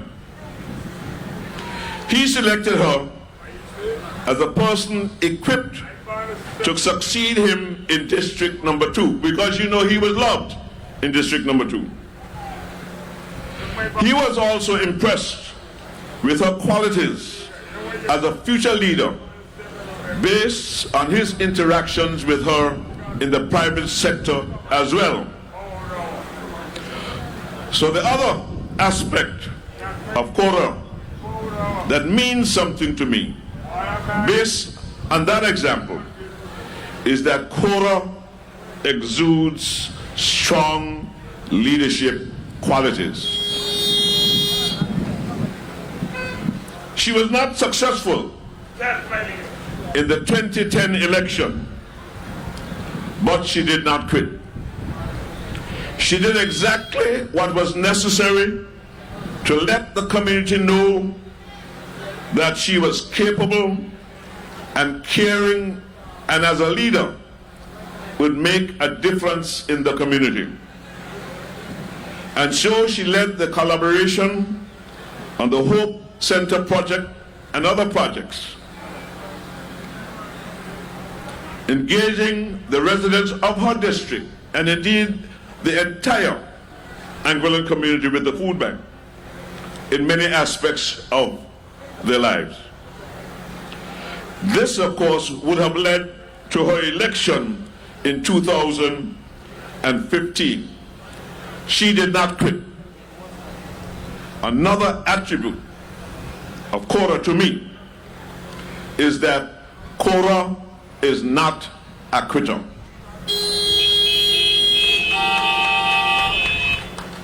In the area of government of 2015, Cora became a part of a team that met to deal with the challenging issues of the indigenous banking crisis, and everybody speaks about that, one way or the other. It was a serious issue that we as the government decided that we could undertake and do so successfully. Cora immediately sought to acquaint herself with the issues so that she could adequately respond to questions raised in the community. And so she became an integral part of the team of public consultation in that issue as well as other issues as well. Because Cora likes to drill down to the facts about every matter with which she deals and on which she must take a position. And that is another attribute of what Cora means to me as a leader. Cora is thorough.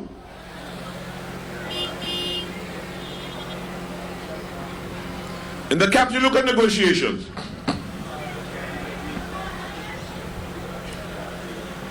Cora had a previous matter with one of the several parties in those disputes.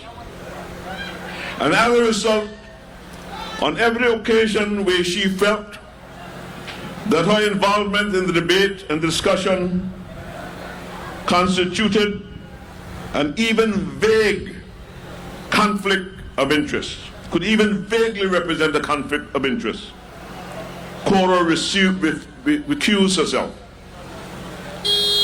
That attribute of a personality leads me to conclude that Cora is ethical. Cora stands for ethical behavior. As a leader of government business, and based on her training, I entrusted Cora with the responsibility for constitutional and electoral reform.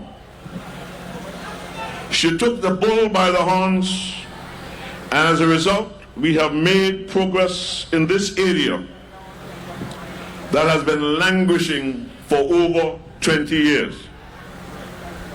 And in particular, among other things, based on her efforts, to put it simply, the grandchildren of Anguilla are automatically Anguillians today. So what do I say about that? Cora is passionate about Anguillians wherever they live. After Hurricane Irma, Cora, as Minister of Labor, was determined to find a way to assist workers in the hospitality sector, especially those who would have suffered extended loss of jobs.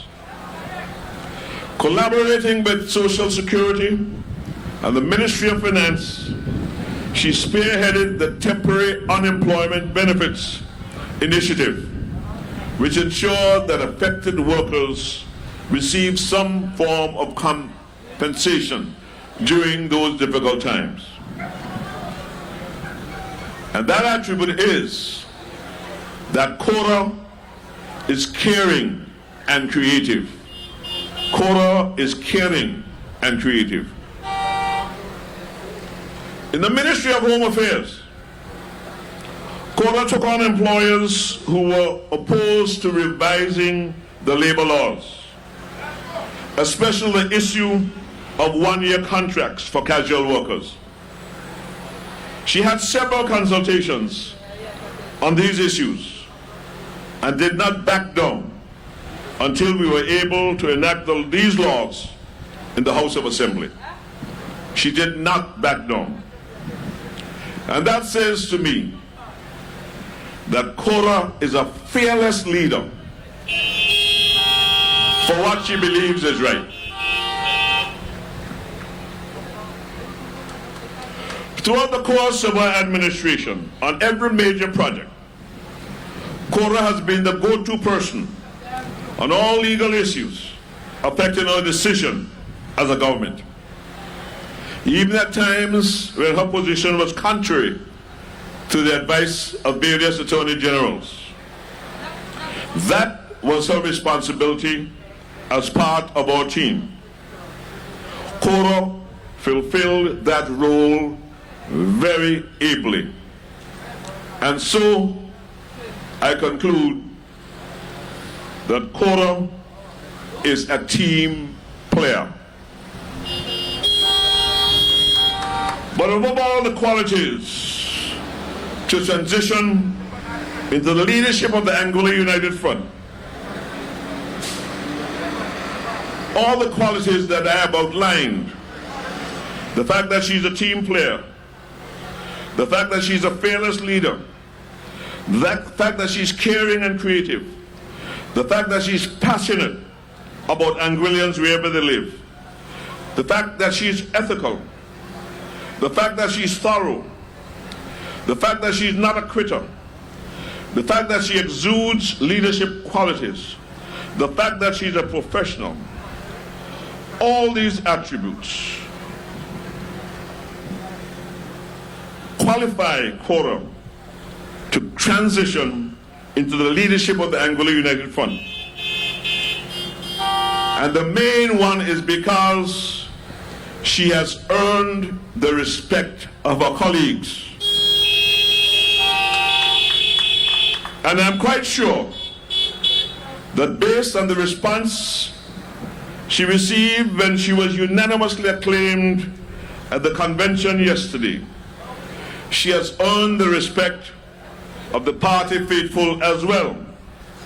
And I'm sure that she's earned the respect of everybody, or most persons around Angola. And so we conclude, without any doubt, that Cora is our leader for the future.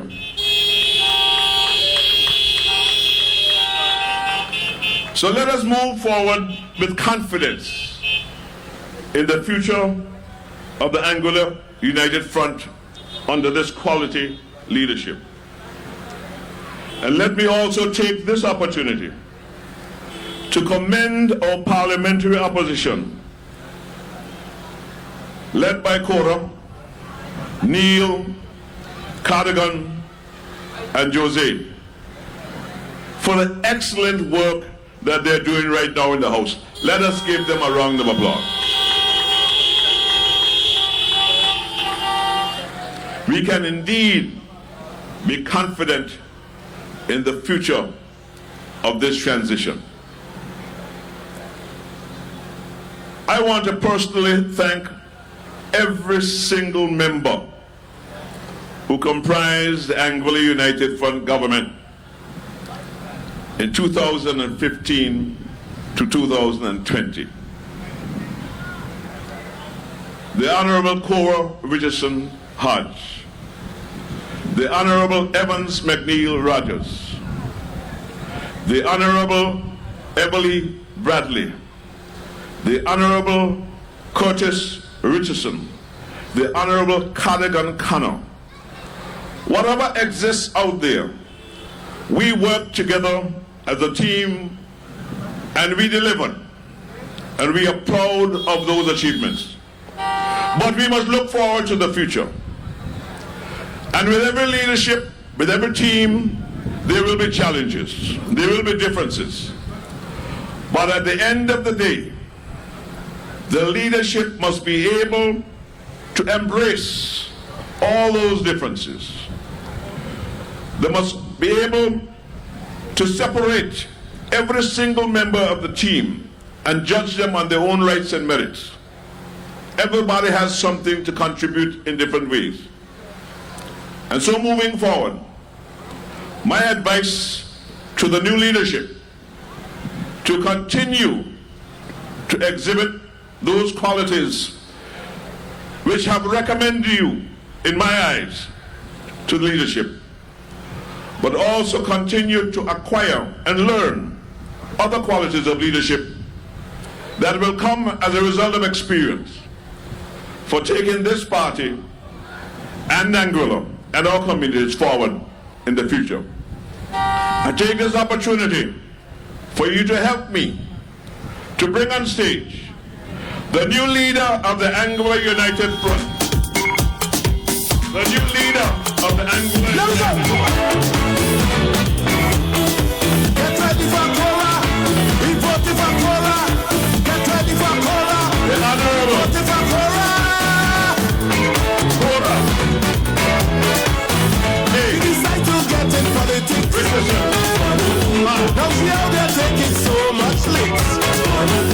Her name is Cora Richardson-Hodge, who set in such good examples. So anything for a talk, ready to walk the walk. Hey, Cora, Cora, yes we vote with Cora. For a better future. Let me hear you. Sing it, people. Who we jumping for? Who we waiting for? Who we waiting for?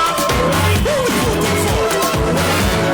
Cora, Cora, oh we voting Cora. A champion for Anguilla. Hey, Cora. Oh yeah.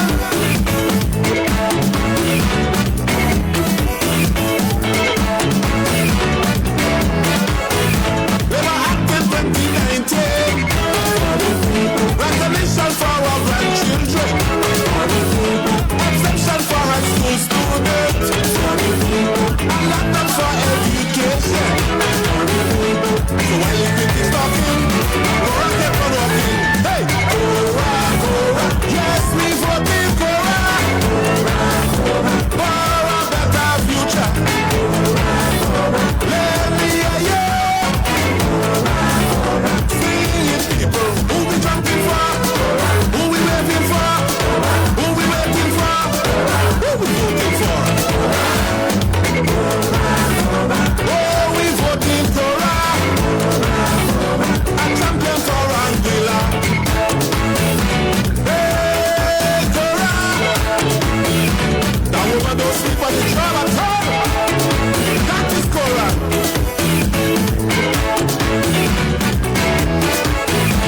This woman solid as a rock. No time for idle and skylark. 'Cause when it come to deliver, nobody could touch Cora. So they could say what they want. Cora up in the front. Hey! Yes, we voted Cora. For a better future.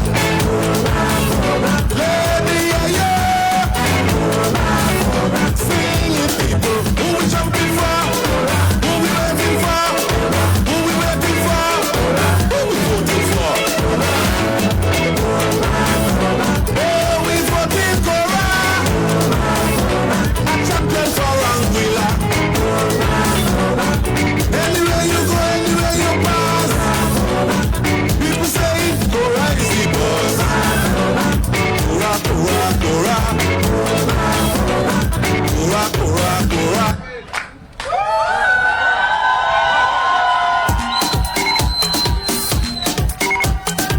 Let me go. Get ready for Cora. We voted for Cora. Get ready for Cora. We voted for Cora. She decided to get in politics. Now see how they're taking so much licks. Her name is Cora Richardson-Hodge, who set in such good examples. So anything for a talk, ready to walk the walk. Hey, Cora, Cora, yes we voted Cora.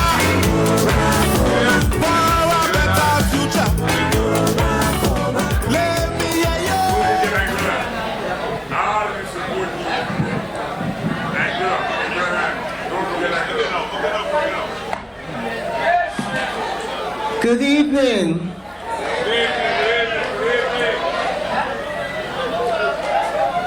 I will lift up mine eyes unto the hills, from whence cometh my help.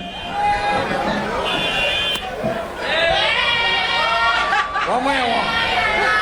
Yeah, I come from the hills. Yeah. Okay. My help cometh from the Lord, which made heaven and earth. I will not suffer thy foot to be moved. He that keepeth thee will not slumber. Behold, he that keepeth Israel shall neither slumber nor sleep. The Lord is thy keeper. The Lord is thy shade upon thy right hand. The sun shall not smite thee by day, nor the moon by night. The Lord shall preserve thee from all evil. He shall preserve thy soul. The Lord shall preserve thy going out and thy coming in from this time forth and even forevermore. Amen. Psalms 121. Fellow Anguillians, residents of Anguilla, residents of my beloved District Number 2, I love you. Comrades, good night. I am so humbled to stand before you this evening, and I thank each and every one of you for coming out tonight and sharing this momentous occasion with us. Tonight marks the beginning of another journey of the Anguilla United Front, a journey that I look forward to taking with you. Buenas noches a nuestros españoles hablantes y bienvenidos a nuestra reunión del Frente Unido de Anguilla, Transición 2021 y más allá. In all things, I first give God thanks. Tonight is not just about a new leader taking the reins of the party. It is also about recognizing all of the great leaders and elected representatives of the Anguilla National Alliance, the Anguilla Democratic Party, and the Anguilla United Front Party, who have allowed us to be here today. And I want to especially acknowledge some of those persons who have helped shape and mold me with their insightful thoughts, advice, and support over the years. Firstly, the former Chief Minister, the Honorable Osborne Fleming. Even if he is not physically present tonight, he continues to play an important role in my life, and indeed the lives of many of the residents of District Number 2. Secondly, former Minister of Infrastructure, the Honorable Kenneth Harrigan. He is here tonight, and I want to thank him for his continuous support, advice, and encouragement over the years. Former Minister of Education, the Honorable Mr. Eric Reed, an astute and insightful man who says what he means and means what he says. Former Speaker of the House, Mr. David Carty, with his remarkable knowledge of Anguilla's history, thoughts, and views, which he is always ready to share. Anguilla revolutionary hero, the late Mr. Bob Rogers, gone but not forgotten. A man who took me under his wing and saw something in me even before I saw it in myself. And there are still others who may not have been political leaders, but who have played and continue to play an important role in my development. Some are here tonight, some are listening, and I thank each and every one of them. Fellow Anguillians, the reason why I wanted this meeting tonight on these grounds is to pay homage to my father-in-law, the late David Nathaniel Hodge. Hodge was a man who always had Anguilla and its future on his mind. Even as he lay on his deathbed, he was urging persons to cast their vote. Even when, as Premier, Mr. Banks visited him, Hodge was more concerned about Anguilla than he was for himself. That was the measure of the man. My own father, Kenneth Richardson, who is here tonight, he has always encouraged me and supported me no matter what I told him I wanted to do. And if anyone knows my father, you know that all you have to do is ask, and he jumps into action. Thanks, Dad. My husband, Willis Hodge, and my daughters, Tay and Sinai. This road is not an easy one. And my husband has had to take up the load at times. And at times, the pressure of my being in this profession of service to Anguilla. My cell members, most of whom have been with me from the beginning, and all of whom have helped me to be where I am today, I sincerely thank you. And don't think you're going anywhere, because now we have even more work to do. My District 2 constituency, District 2, you gave me an opportunity to represent you in 2015. And I am humbled that you saw it fit to give me another term as your elected representative in 2020. I would not be here if it were not for you. And I thank you, and I love each and every one of you. There are many persons standing and listening among us tonight who may have not been political leaders, who may not be close family members, who may not even reside in District 2, but who have played a critical role in assisting me over the years. I will not call your individual names, but you know who you are, and I sincerely thank each one of you. But fellow Anguillians, I can give no greater recognition tonight than to the man under whose wings I sheltered during my entire political career. The person who now hands me the awesome responsibility of leading the Anguilla United Front, the former Chief Minister, our first Premier, the Honorable Mr. Victor Franklin Banks. And I've been extremely fortunate to have worked as a Minister of Government under his leadership and guidance. Over the years, I've come to admire and respect Mr. Banks for taking decisive action, especially in times of crisis. We have heard recent reports as to the success of the National Commercial Bank of Anguilla. The future of our indigenous banks was the first critical issue that Mr. Banks had to grapple with as the newly elected Chief Minister in 2015. The decisions made under his leadership would have determined whether or not Anguilla's future included any indigenous bank at all. If we had allowed the banks to fail, we would have not only lost our indigenous banks, but we would have lost the hard-earned savings of over 70,000 depositors between the NBA and the CCB Bank. And we would have lost over $200 million of the Anguilla Social Security funds that were held in those banks. And because of the decisions made under his leadership, today we have those same Social Security funds being used to help many Anguillians and residents across Anguilla since March of 2020. And under his leadership, we also successfully managed recovery from the devastating effects of Hurricane Irma. And even up to today, we have kept Anguilla safe from COVID-19 as a result of early action and measures initially put in place by the Anguilla United Front.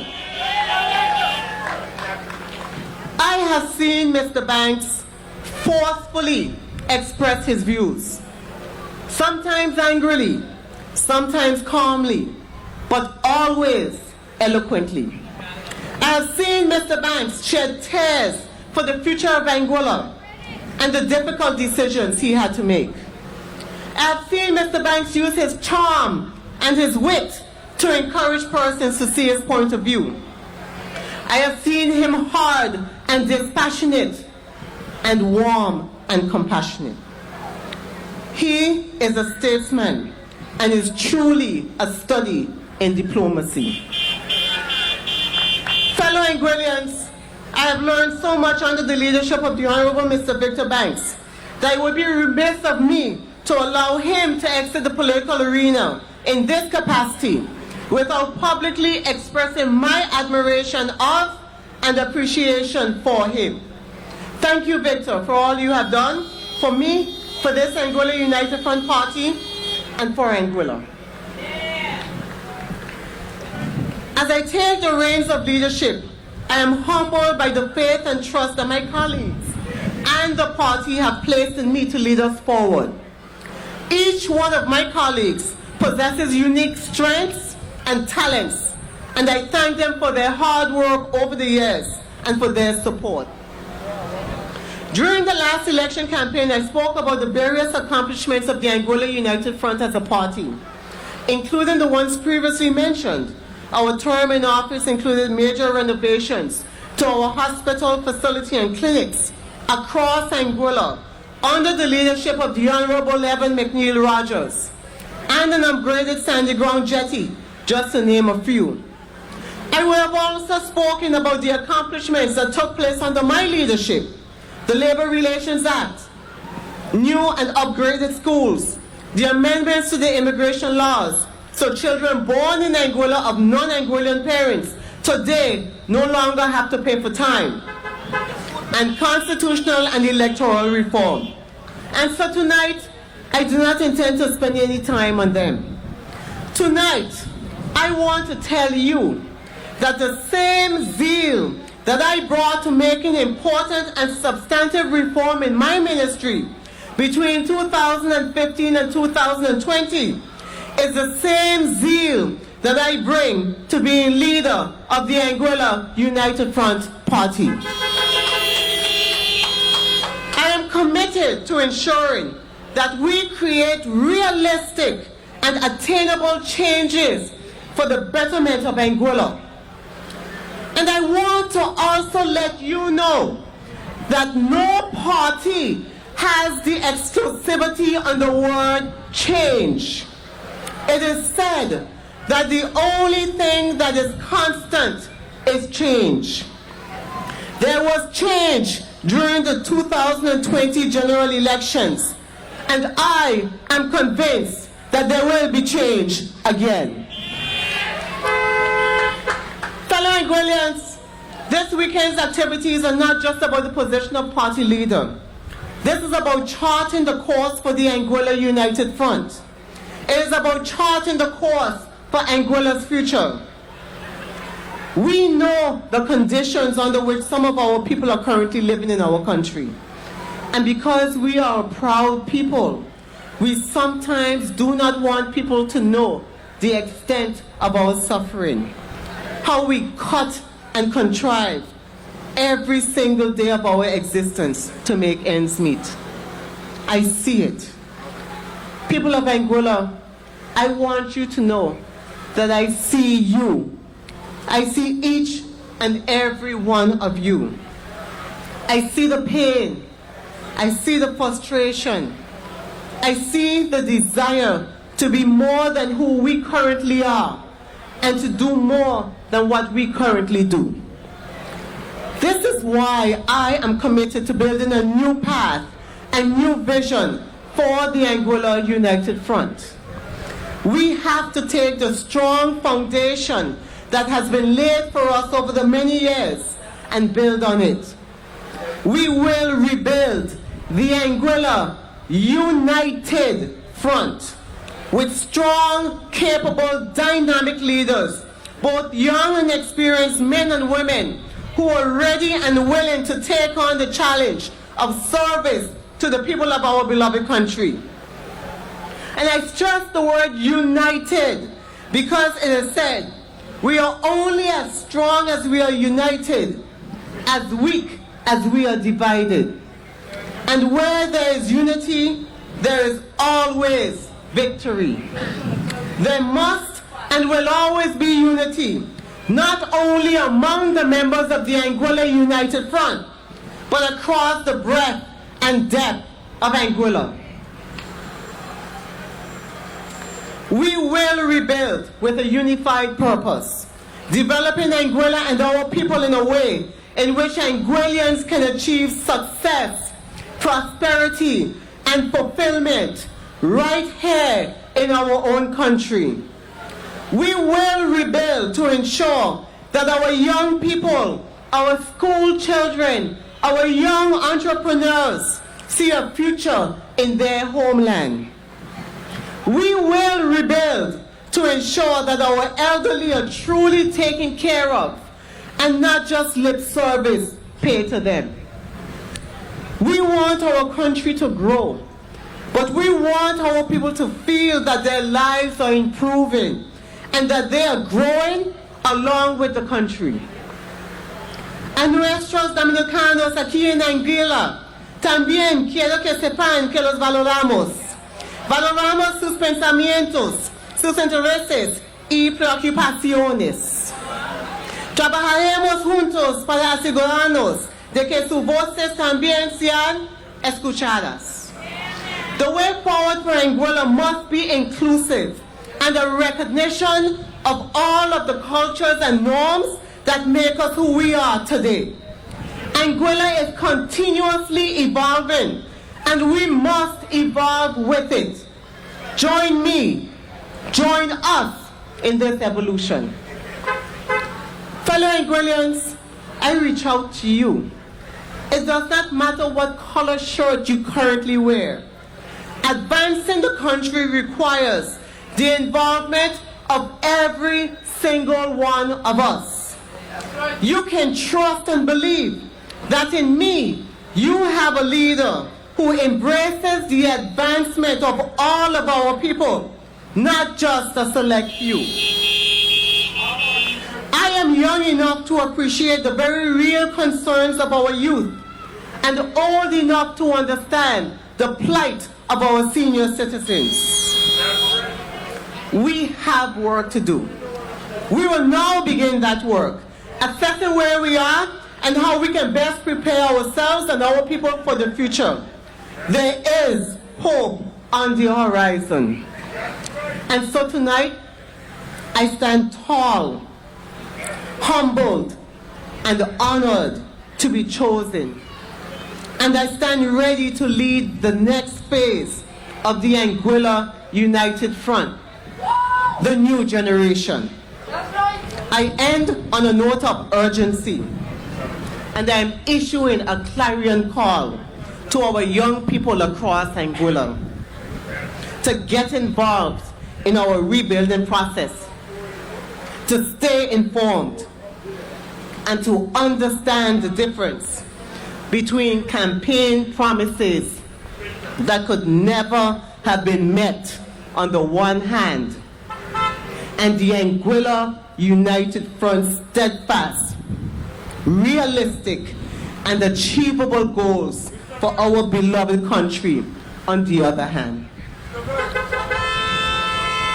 Members and supporters of the Anguilla United Front, residents of my District 2 constituency, my cell members, my family and friends, people of Anguilla, I love each and every one of you. We are united. We will succeed, and we will thrive. Good night. God bless you, and God bless Anguilla. Let me go. Get ready for Cora. We voted for Cora. Get ready for Cora. We voted for Cora. She decided to get in politics. Now see how they're taking so much licks. Let me take this opportunity to thank each and every one of you for coming out here this evening. So many of you showed up here to this transition meeting. I'm sure that you would have been satisfied in terms of the overall performances here at the podium and the transitioning of the leadership for the Anguilla United Front, not done in secrecy or in private meetings, but done here openly in public. I would like to thank all of those folks who would have participated in the soup and other things that are taking place here, and to let you know that we will be here. We have another 50 minutes here at 9 o'clock, so we can mix and mingle and socialize with each other. Thank you all very much for coming out, and don't leave right away so that we all can talk. You can meet the new leader of the AUF, other members of the AUF, and of course Mr. Banks. We all will be here until 9 o'clock. Thank you all very much. See you all soon.